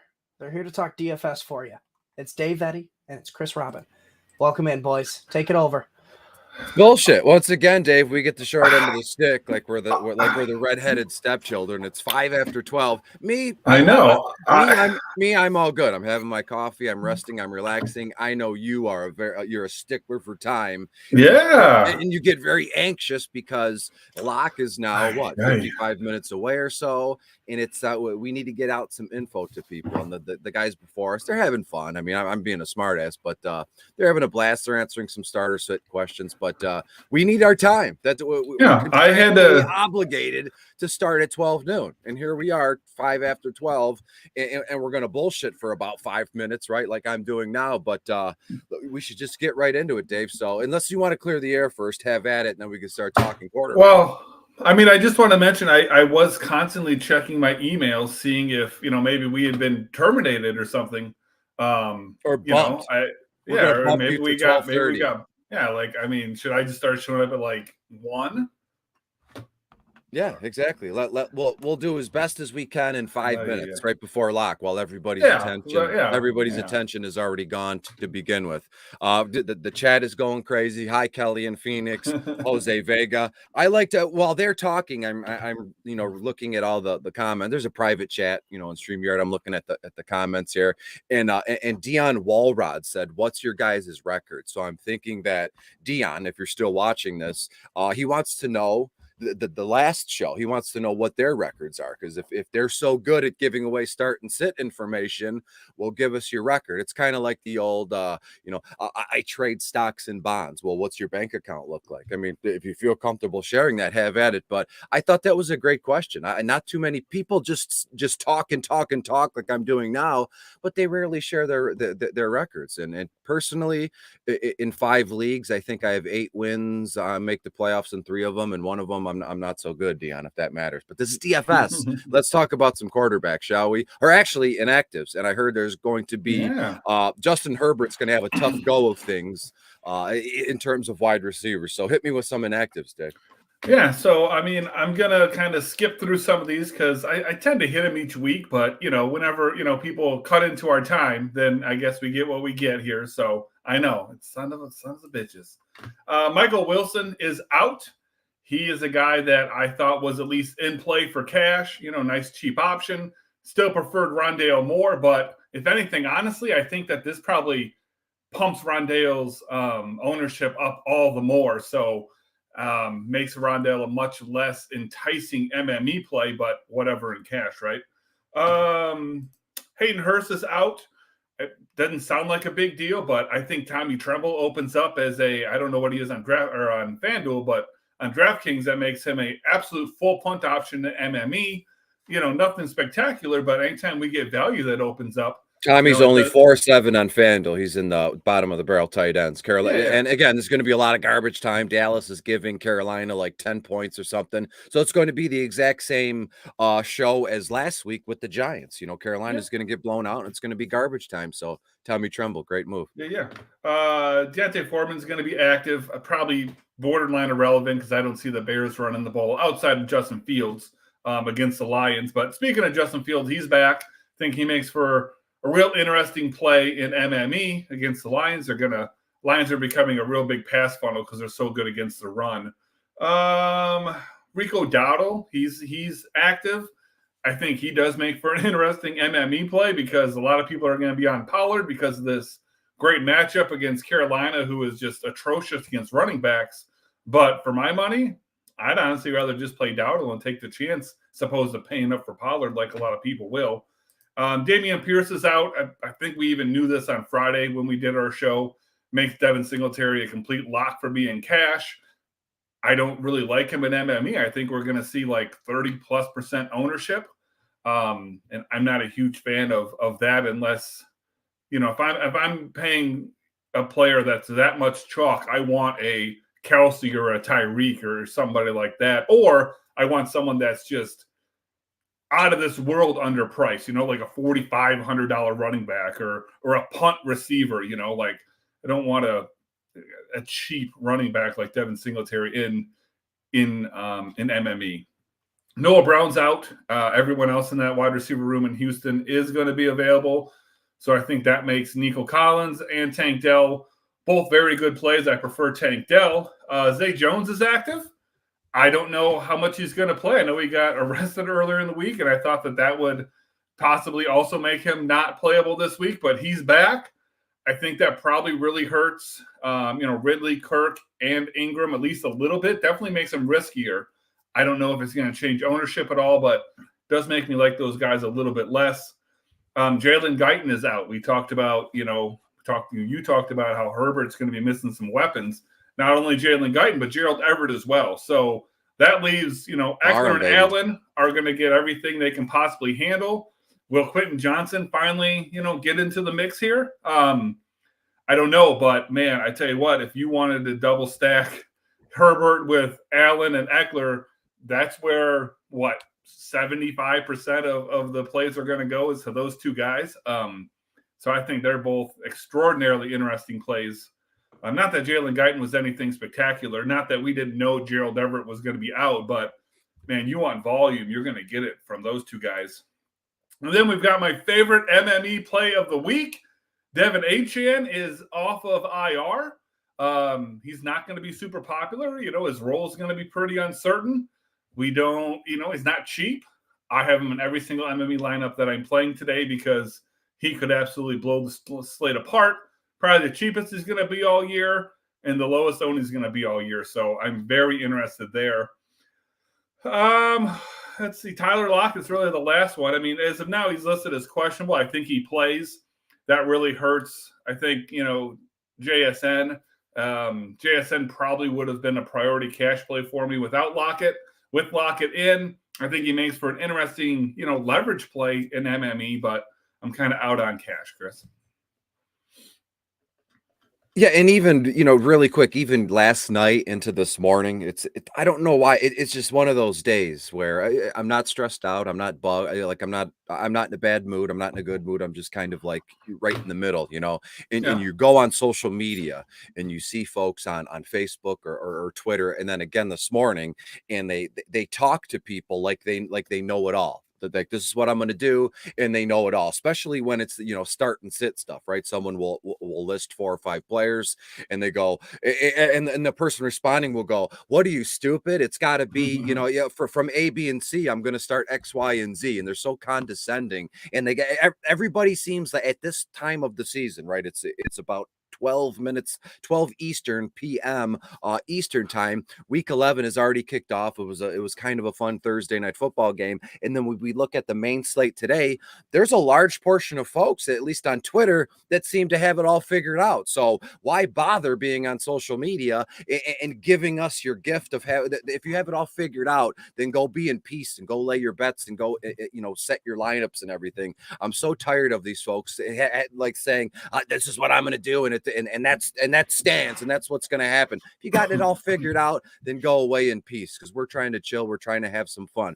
When we look at the quarterback position here, it's pretty set in stone for me, right? As I said, I'm going to take my same advice with it being week 11, and I have just a small portion of players that I have my hands on here, and it's Brock Purdy, Jordan Love, and Trevor Lawrence, right? Trevor Lawrence hasn't been the greatest as of late, and this matchup against Tennessee on paper, it isn't good either. They're Tennessee's 12th overall against opposing quarterbacks, but Trevor Lawrence, I think Trevor Lawrence and Jordan Love, it's like they're in 2 different tiers, right? Love this is his 3rd season, but he hasn't been a starter for all of his time in there. But Trevor Lawrence needs to get his head out of his own butt and see, let's get it moving, let's get it rolling here, right? Because if I'm not mistaken, they are still like in a playoff spot, a wild card spot here, and that this is what, as much as people don't want to hear this, when we get to week 11 and later, playoffs become an issue, or they become something that we need to pay attention to, right?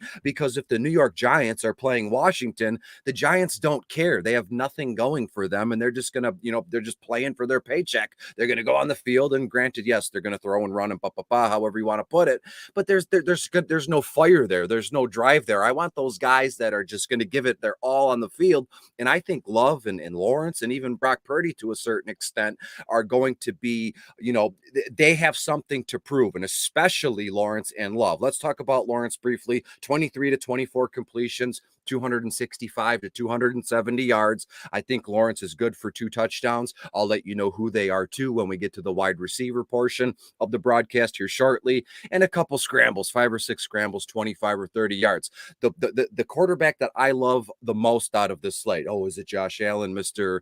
Can't figure it out? Stafford's finally back. Geno Smith, what's he doing? Will Levis? I mean, I could just name quarterbacks till the cows come home.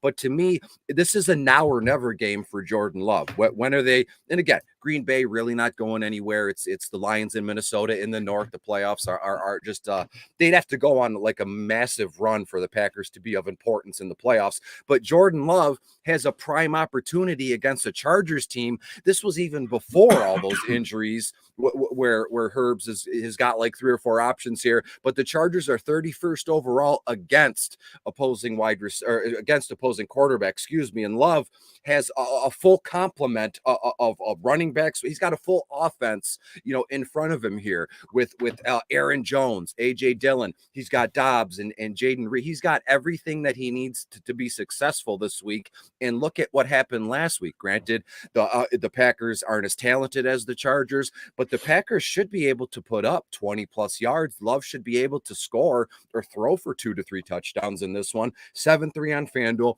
5-6 on DK, $24 on Yahoo. I think he gets it done in the air, on the ground. And that, to me, this is one of those games where it's like, it's not talked about. No one's going to go to Jordan Love on the sideline. Like the front office brass isn't going to go and whisper in his ear, if you don't get it done today, we're going to start looking for another option. They're not going to say that, but Jordan Love really needs to come out and get it done here today. And lastly, and this one's easy peasy, right? And again, he's a little bit more expensive for bottom of the barrel, but the opportunity there with Brock Purdy is just, it's unbelievable, right? You can throw out this name, that name. I mean, Brock Purdy to me this week has a chance to realistically be the number 1 overall quarterback in DFS formats and seasonal formats because of the matchup. Tampa Bay's 28th overall. They just cannot stop the quarterbacks or wide receivers. They're tough against the run. And guess what? Brock Purdy has Ayuk and Debo and Kittle, and all he has to do is flick his wrist and throw a football to CMC, and whoop, CMC's gone down the sideline for 80 yards here. And Brock Purdy, 7-5 on FanDuel, 5-8 on DK, only $28 on Yahoo, and I'm thinking 275, 280 passing yards, a pair of touchdown passes, and I think he finds the end zone again on the ground. So to me, Brock Purdy, bottom line should be accountable for 3 touchdowns. Will he get to 4 or 5? I mean, to me, Brock Purdy is everything that I'm looking for in a quarterback for week 11, Dave. Where are you going here? Because there's a ton of options. And again, bottom of the barrel, I've listed, all the nasties, right? Aiden O'Connell and Bryce Young and DeVito and Zach Wilson. But to me, Purdy, Love, and Trevor Lawrence, Dave. Yeah, so if we're talking GPP, we've got our guy Miguel here asks, favorite GPP stack of these guys? Goff, Stroud, Lawrence, or Purdy. For me, I would say, technically it's Purdy, but he's going to be so chalky that I think I would avoid him there. So it really comes down to Goff, Stroud, and Lawrence. I think Stroud is in a similar situation to Purdy. A lot of people are going to be on him. So it's between Goff and Lawrence for me, for GPP, because we got to think a little bit differently. It's Goff. And for me, it's Goff, because the correlation between DJ Moore and Amon-Ra St. Brown, that's my favorite pair to play this week. So for that reason, I would go Jared Goff. I don't think that's me being a Lions homer. I think that the projections would really line up with that as well. And Goff is one of my GPP quarterbacks. Now, my favorite, Miguel, is not even a guy you listed for GPP. My favorite quarterback for GPP this week, Dak Prescott. I think that, people are going to overlook the matchup because Carolina is so terrible against the run that I think, I know from looking at ownership projections, Dak is going to be quite a bit down there. In the last 4 games, him and, Lamb have been spectacular. So that's what I'm rolling out in single entry. I'm rolling out a Dak Prescott CD Lamb stack. Don't even need to bring back a Panther because they suck. I talked about Achane and how much I like him. So now 3 of my guys that are in my single entry lineup. I absolutely love them. But from a cash perspective, it's the same as it's been all week long, same as it was on Friday for me. So I'm not going to get too into it here to save time. I'm going Kyler Murray.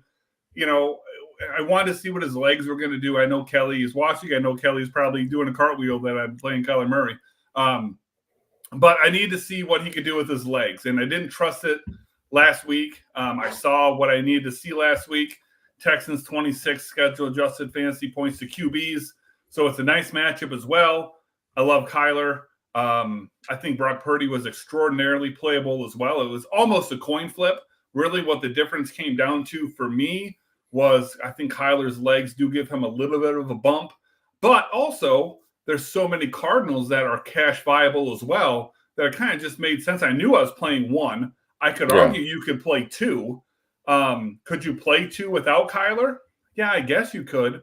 But wouldn't it just make sense to core like that and play Kyler unless you really thought Purdy was like no doubt the best play? But again, if that's the case, then why are you considering two Cardinals anyways? But needless to say, I think Purdy is just fine in cash. Tampa Bay's been a pass funnel this year, probably the best run defense in real life in the league.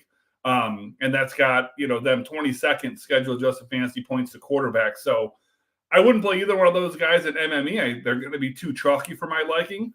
Like you said, Purdy could be the QB1 this week, but at his ownership, give me some of these other guys. Yeah, and to really quick, I hate to do this, but to play devil's advocate here, when I look, I always say this. I try to do every week. I have notes, and I have every game of the week and like a projected final score, and then you get a recent betting trends here. There's the final score here in red.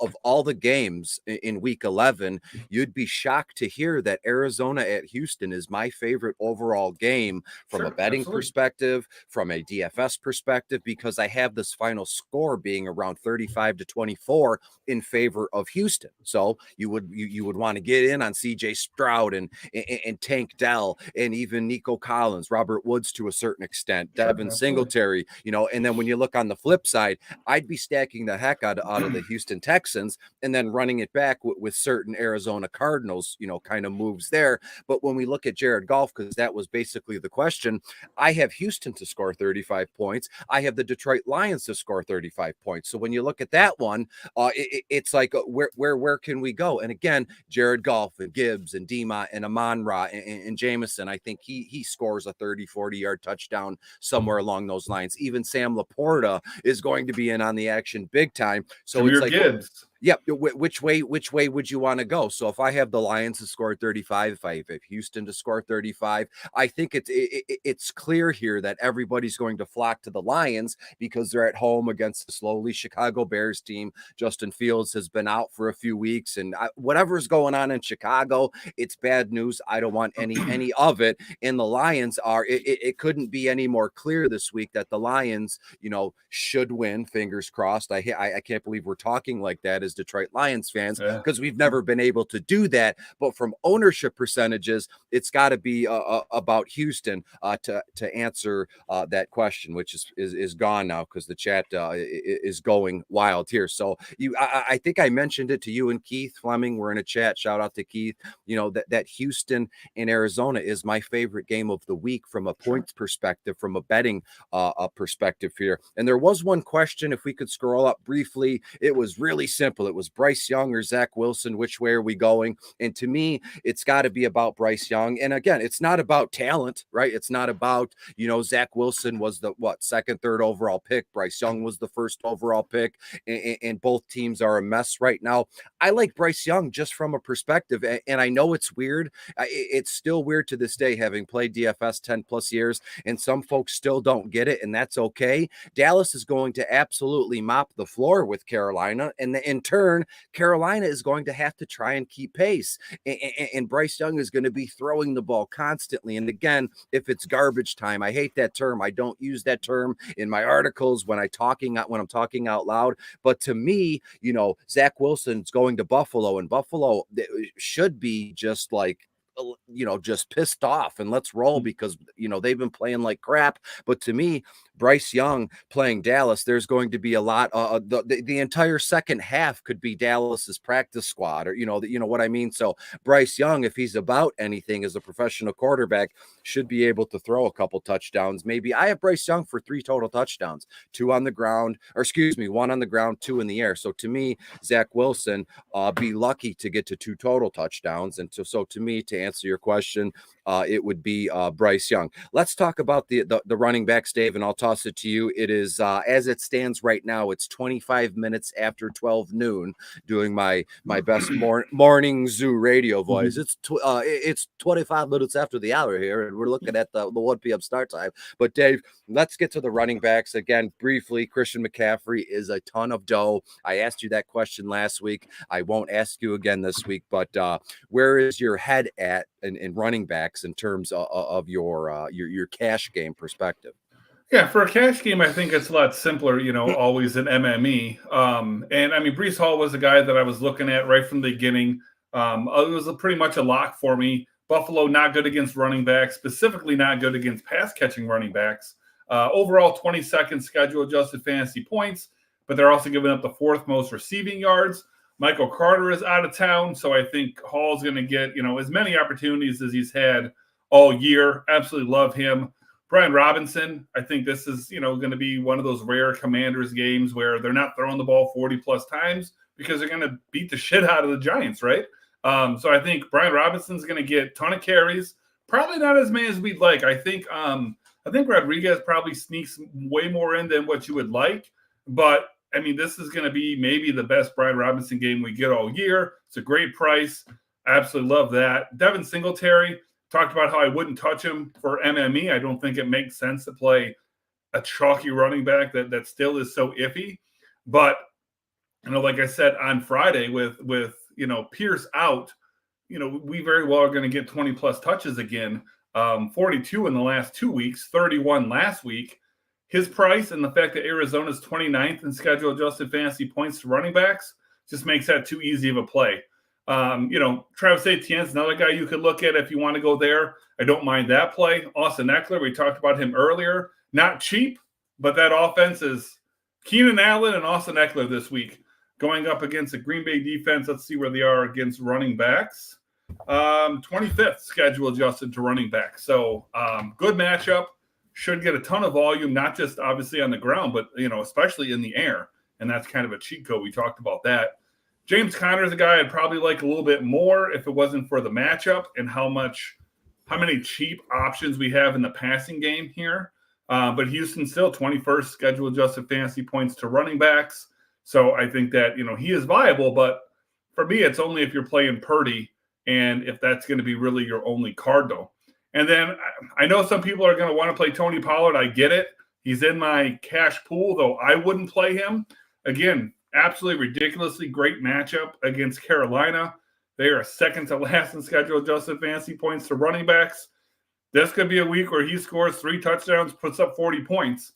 He also could continue what he's been doing all year. 5 of the last 6 games, he's had single-digit points. So it's a little bit too risky for me. I think that's an MME kind of play. If you want to go that way, yeah, Rico. But I mean, people are going to play him in cash because if you don't let your bias get the best of you and you're looking at just projections, Tony Pollard makes a lot of sense. I think, you just sometimes got to be smarter, than what you're working with here. And then I always say CMC, death taxes, playing CMC, win healthy in cash. So even though it's a terrible matchup, his ability in the passing game is what makes him matchup proof. So he's not going to, he probably isn't going to get you, a good day on the ground, but he's probably going to get in the end zone, maybe get in the end zone a couple times. And if he had 10 catches today, nobody would be shocked. I'm not saying that's what's going to happen, but he's got that kind of upside out of the backfield. That matchup is irrelevant to me. Yeah, absolutely. And when I'm looking at my running backs from a GPP perspective, I'll start with Rico briefly. Carolina's 31st overall against opposing running backs. You kind of touched on it here. Rico scored last week. He was mentioned in bottom of the barrel. And that's one of those things where it's it kind of calls itself. It's just up to us to not even really recognize it. It's just up to us to write it in pen and paper and then transfer it to the keyboard when we publish it. Rico again is going to see, like last week, without a doubt, Rico is going to see the entire fourth quarter on his own, right? He's just going to get carry after carry. Yep. I mean, why would Dallas, put their starting players in the fourth quarter if they're up 35-7 or, something along those lines? And again, I have Dallas to win this one. Let me find what I have going on here. I have Dallas to win 100-6.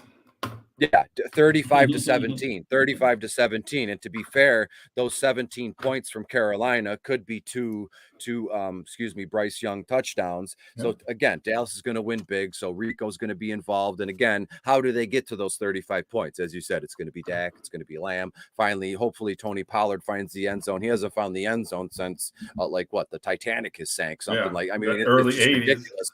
It's been ridiculous. Yeah. So when I'm looking at running backs this week, again, I have probably 12 or 13 that I've listed, in print. And I finally, I was able to share my work, my notebook, which you can find at Detroit Beastie, a little self-promotion here. But everybody knows this is what I do by now. But I'm going to start. I got 4 guys I want to mention, and I'm going to be brief with each one because we just crossed over the 30-minute mark. It's now 12:31 here. And I'm going to start with Jerome Ford. Cleveland is playing Pittsburgh this week. Right now, Pittsburgh 23rd overall against opposing running backs, but it's all volume with Ford, and that's kind of hard to find this late in the season if you're not Christian McCaffrey or Derrick Henry, those stud running backs where you can count on 15 or more carries here. So Jerome Ford, when he gets the football, this guy runs hard, and when you look at his price tag, 6.7 on FanDuel, a little pricey, but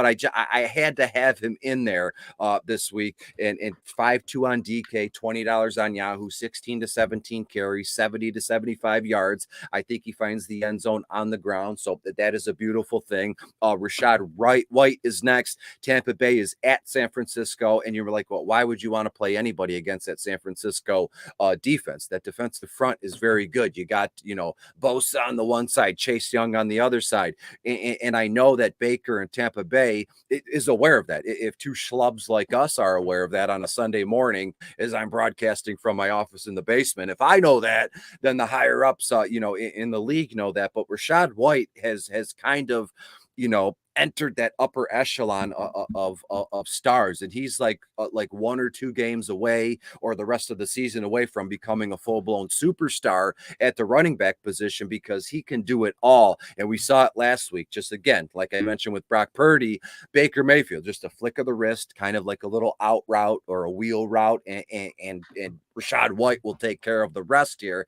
I have Rashad White's 19 carries, 75, 80 yards, a touchdown without a doubt, and then another 4 to 5 receptions for another 40 yards. So I'm thinking Rashad White, you're looking at like 120 all-purpose yards from White this week, and at least 1 touchdown. If he can get to that second touchdown, White might be up there with Brock Purdy. So as it stands right now, if we're looking to build a perfect lineup, if you want to win $1 million, I'm going to start it with Brock Purdy and Rashad White. Devin Singletary's been, I didn't even know it was going to be a big deal, but I've seen nothing but questions for me personally in my DMs, all the other broadcasts I've watched this week, and even this morning, there's been some questions in our chat about Devin Singletary. Houston, again, is playing Arizona, in Arizona, 30th overall against opposing running backs, but Devin Singletary has had some sort of, career resurgence, and it's something you love to see, because he was kind of suppressed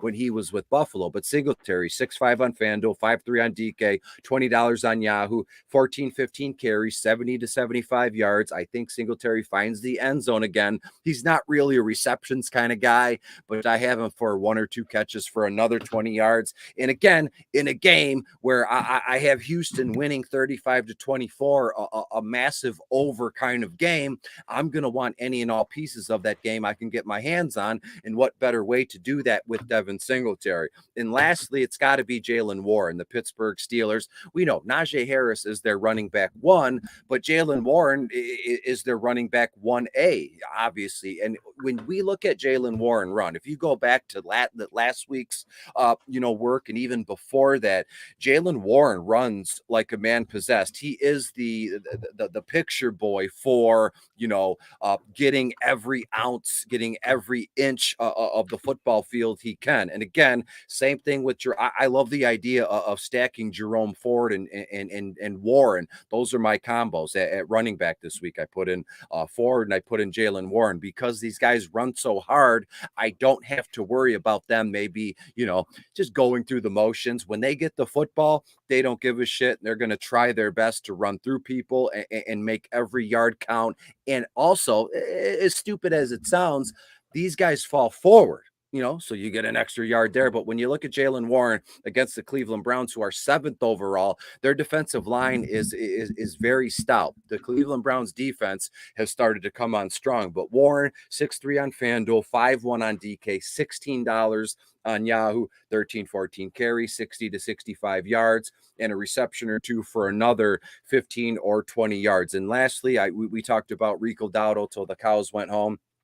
And I talked about this in the opening of the the bottom of the barrel running backs article. There was like 4 or 5 running backs in that $7,000 range, and that's realistic. That's the cutoff for the article, but it didn't feel right as I wrote it down. I love Breece Hall and Aaron Jones too, and that might be better suited for someone who writes, chalk articles or something. But Breece Hall and Aaron Jones, again, Breece Hall, the Giants are playing Buffalo 22nd against opposing running backs, and Aaron Jones is playing the Chargers.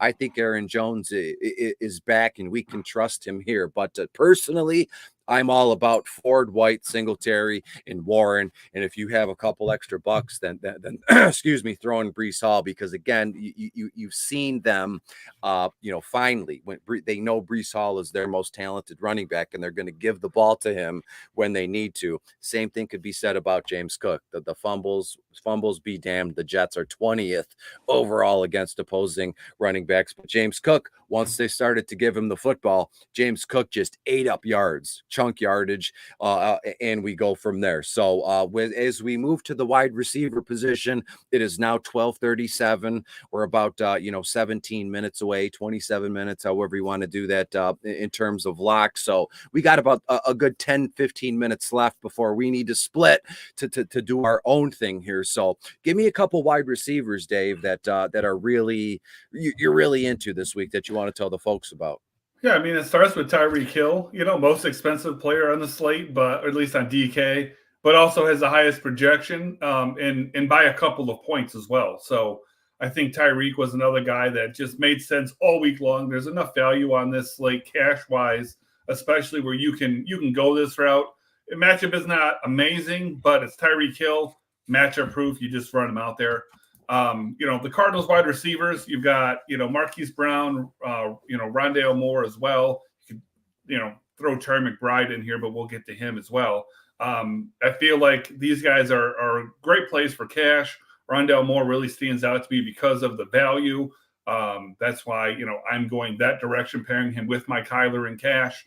DJ Moore, I talked earlier about how Amon-Ra St. Brown, DJ Moore are my favorite correlation play of the day. I don't think it's going to be super chalky. Amon-Ra is going to be a relatively popular play. DJ Moore, less popular. But I think that together they make for a spectacular play. And obviously together they're going to be a little more popular than separately. But, whether you're playing Fields or whether you're playing golf or not, I think you can slide these guys in there.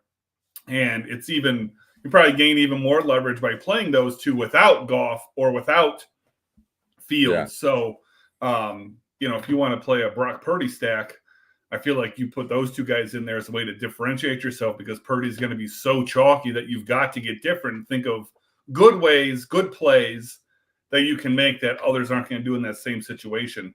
I got to talk about Kyle Phillips real quick. Absolute full punt option on DraftKings. Yes.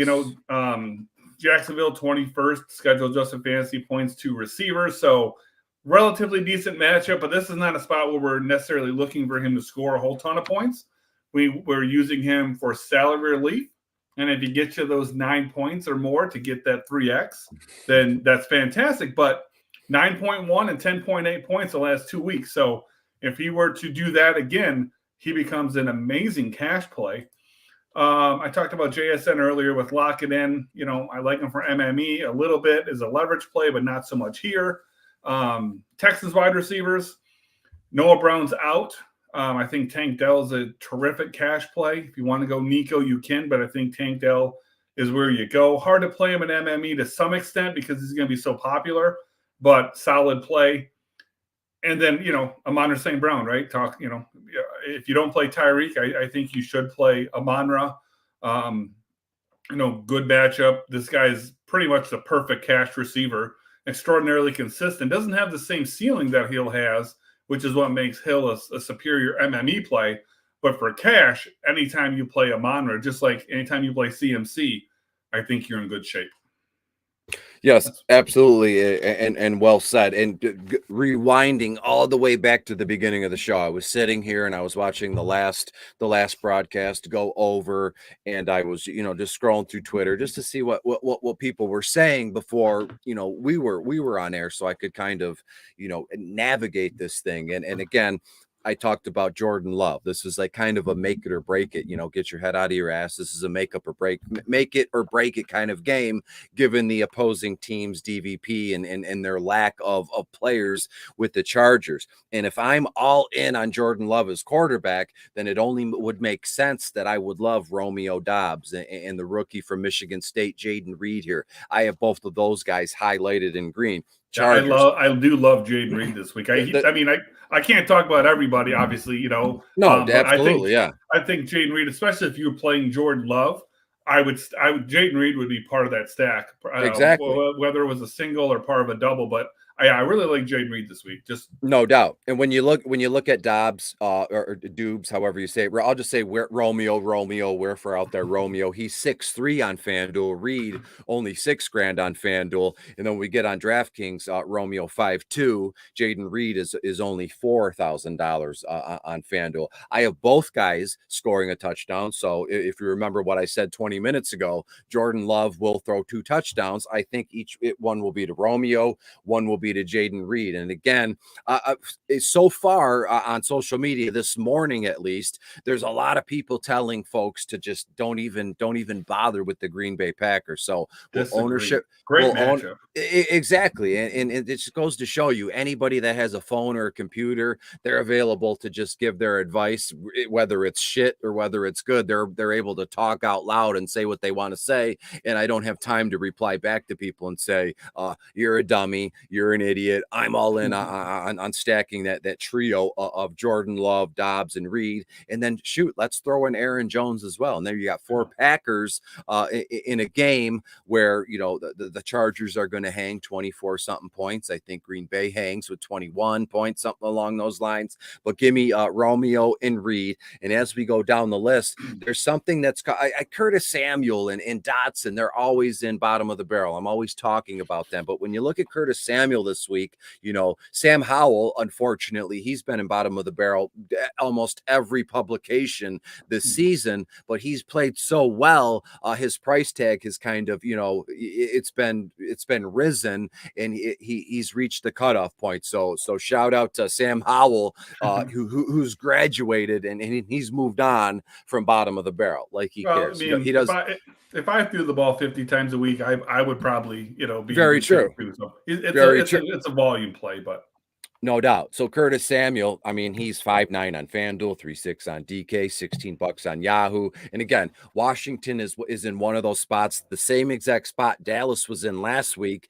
And Washington and the Giants are an NFC East matchup. The NFC East, all those teams absolutely hate each other, and they would do anything in their possible to see that their opposing teams lose, right? And when you look at what the Giants are going to do or lack thereof, I think Washington puts a hurting on the Giants. But again, personally, I have Washington only winning this one like 17 or 20-13. So there's nothing to go around for the New York Giants here. And if Washington is going to score 2, maybe 3 touchdowns, I think one of those goes to Curtis Samuel. One guy I like who nobody has talked about, nobody has mentioned. That's why I pride myself on my work. It's Jonathan Mingo in Carolina. Again, Dallas gonna just blow out Carolina.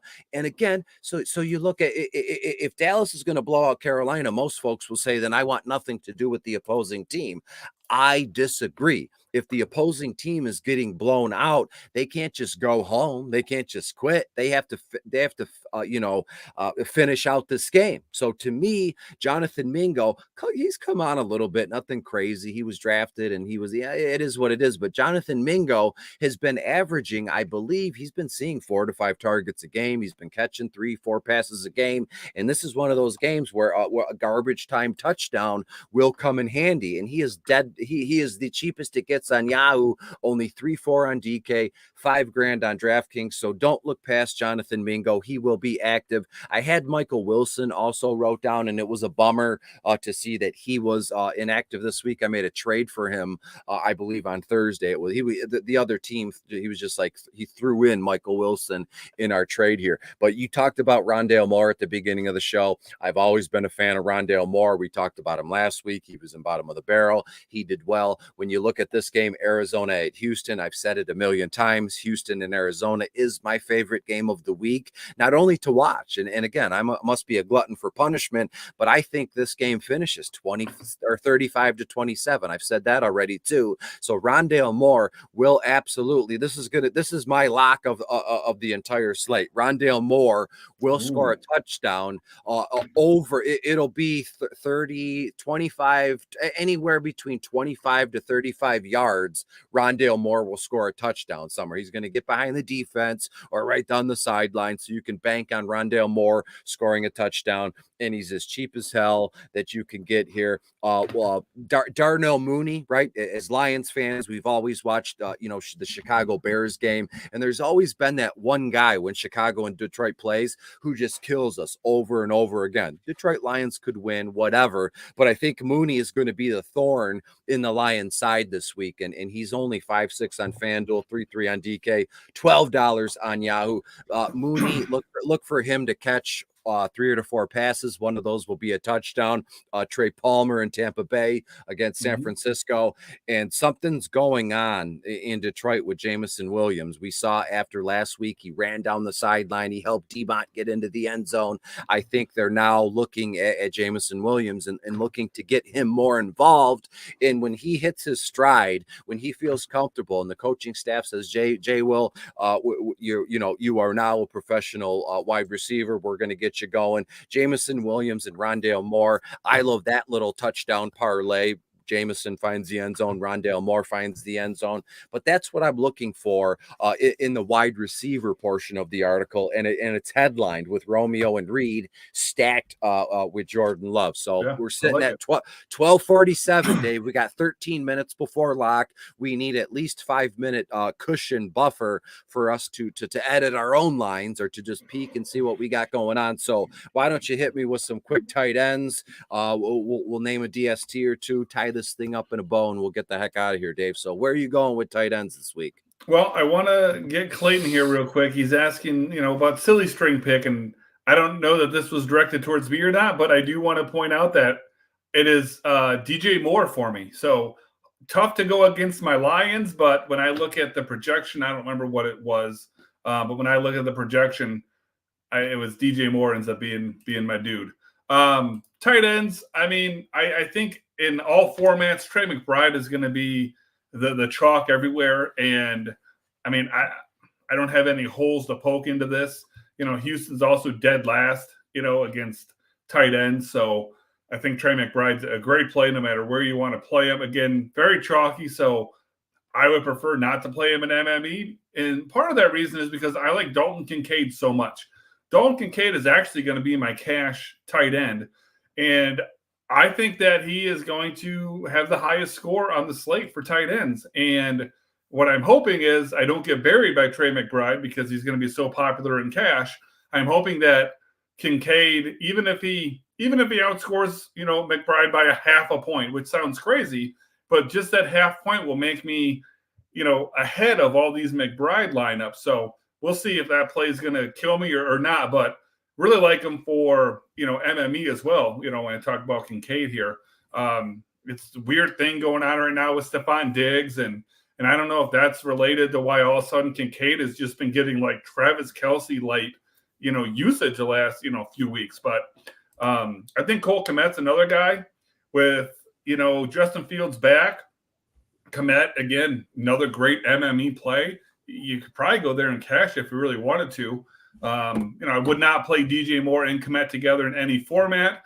I just don't think that, Fields' arm is going to be enough to carry two players. But, if you want to go Kmet or DJ Moore with Fields, I think you can. But either way, Kmet, even on his own, is just fine. And if you want to save money at the position, obviously Tommy Tremble was an option, but I also think Tyler Conklin is a great play here. Tyler Conklin typically would have been probably my tight end play in cash this week. It's just McBride and Kincaid to me are such great plays that, I didn't go that route. And, I didn't really need the cash to do so anyways. But, Buffalo 23rd schedule adjusted fantasy points to tight ends. So I think that's an option, Chris. Absolutely. And I want to answer a question really quick because I have a lot to say about tight ends, but obviously we don't, the time is running out here. But there is a question from Richard. He says, full PPR, I need one flex, Laporta or Thielen. And while you were talking, I took it upon myself to write down some projections for each guy. So Richard, if you're still watching, I have Laporta, 7 targets, 5 receptions, around 50 yards. He's averaging around 10.1 yards a reception. When we look at Adam Thielen, 9 targets, 7 receptions, 65 to 70 yards. He's averaging around 9.61 a reception. So when you look at that, just based on projections, it would be Adam Thielen. But we have to think about the total game effort. I have the Detroit Lions scoring 35 plus points. I have Carolina stuck in that abyss of 14 to 17 points. So personally, everything in me says Adam Thielen. I would prefer Adam Thielen, but it's all going to be about them touchdowns. So if Laporta has 50 to 55 yards, and if Adam Thielen scores 65 to 75 yards, it's all about that touchdown. And of the two, I would think that Laporta it has a higher percentage rate of scoring a touchdown than Adam Thielen, just based on the game action in the opposing team. So while Adam Thielen has around 10 or 15 more yards, I think Laporta finds the end zone. So you can do with that information what you will. So just if it's a standard league, it's not PPR. I don't know how many of those leagues still exist. I would go Adam Thielen, but just based on the team totals and final scores, it would be Laporta for me. When we look at the tight ends, I'm going to be I'm going to be quick. Luke Musgraves has to be on our radar. If I'm all in on a Green Bay stack, we could sprinkle in Luke Musgraves around there. The Chargers 24th against overall against tight ends. Donald Parham Jr. makes for a beautiful play because Parham Jr. is one of like 4 guys that Herbert is going to be playing on the field with. And again, we mentioned this last week. We had the same conundrum last week, or maybe the week before. I said this exactly: Gerald Everett or Parham. It was like the Thursday show 2 weeks ago. Parham or Everett, I don't care which one it is. Whoever's the cheapest tight end is the one I'm rolling with, and it wound up being Gerald Everett. But this week, it's Donald Parham Jr. Pat Freiermuth might be back this week, if I'm not mistaken. He is active. He is, but he's playing a very good defensive Cleveland team. I don't know how. The one guy I think everybody's just glossed over and no one's talking about is Tyler Higbee, because he's been awful, but he hasn't had Matthew Stafford as his quarterback. We've seen when Stafford is under center, Higbee and Cooper Kupp are massive benefactors when Stafford is their quarterback. So Tyler Higbee, as it stands right now, is very cheap across the board. I would look for Tyler Higbee. You said Tyler Conklin. I love Tommy Tremble, Daniel Bellinger, and even Michael Mayer. Daniel Bellinger in the New York Giants, they stink. They're probably, obviously, they're going to lose. But hey, Daniel Bellinger has come on a little strong. Michael Mayer scored his first touchdown of his young career last week. It would be of the Vegas Raiders' best interest to get Michael Mayer more involved. And if he can, catch 2 or 3 passes for 30 or 40 yards and find the end zone, then boom, our day is made at the tight end position. And Tommy Tremble, I love this kid as when he was drafted. He's more of he was drafted along the lines of, I hate to use the term here, but he was drafted along the lines of, what's his name? Eric Ebron, where he's listed as a tight end, but he's more of a wide receiver receiver. And Tommy Tremble scored here in Detroit when they were in town, and I believe he scores again against Dallas, again in a garbage time thing. Dallas 15th overall against opposing tight ends. Tommy Tremble only $2,500 on DraftKings. That is unbelievable. And I'm telling you now, Tommy Tremble will not get you a goose egg. Tommy Tremble will put up 25 to 30 yards, and I think he's able to find the end zone in the fourth quarter in garbage time, while, you know, the rest of the Carolina Panthers, you know, like Bryce Young or whoever else that we had, Jonathan Mingo, as I said, Mingo and Tommy Tremble and Bryce Young, that trifecta could be fun, could be cool. They're going to lose big time, but they're going to be hanging because, again, they just can't go home. So, Dave, it is now 12:55. We have 5 minutes before lock. Do you want to get into just maybe one or two DSTs so we can, lock our lineups? I'm going to wind up eating a couple bucks because I'm not going to have time to finish my 1 p.m. edits here. Well, what I'll say, I don't like to play chalk and MME. So for me, Commanders, Jaguars, Dolphins, out of play.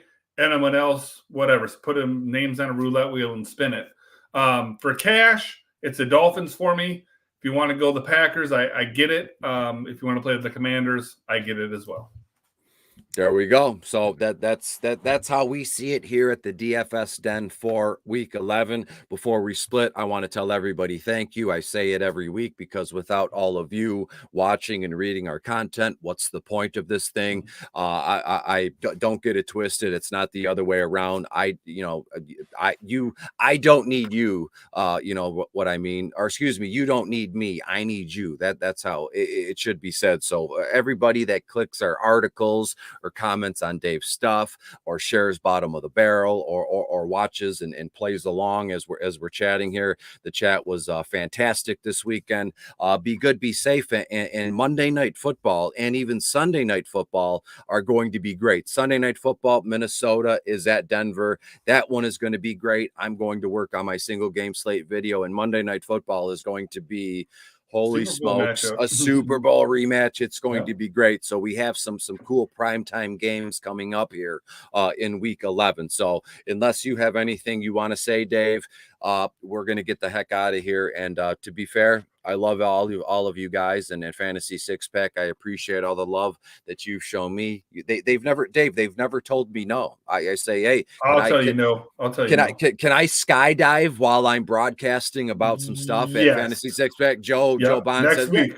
Have at it. Well, will you pay? But he won't pay for it, so I got to pay for it myself. No, absolutely cheap. He is cheap, and then he went in over our time. So everybody, be safe, have fun. Week 11 is a few minutes away from being kicked off, and we will see you again soon. How about Sunday Night Football? That video will be out later this afternoon. So be good, be safe, and may your favorite team win this week, and may your favorite DFS team cash big. And we'll talk to you probably Dave, next Thursday before we hand Wednesday actually, but yes. Oh, and one last announcement, if I'm allowed to say it. Joe might fire me, but I don't care. Thanksgiving, there are a few games, and I am absolutely going to be covering all of those Thanksgiving Day games in a video form, right? A single game slate video. I'm going to do one video to cover all three games, and we'll go from there because I cannot believe it is almost Thanksgiving, and then Christmas is right around the corner. So be good, be safe, and we will see you all soon. Bye-bye.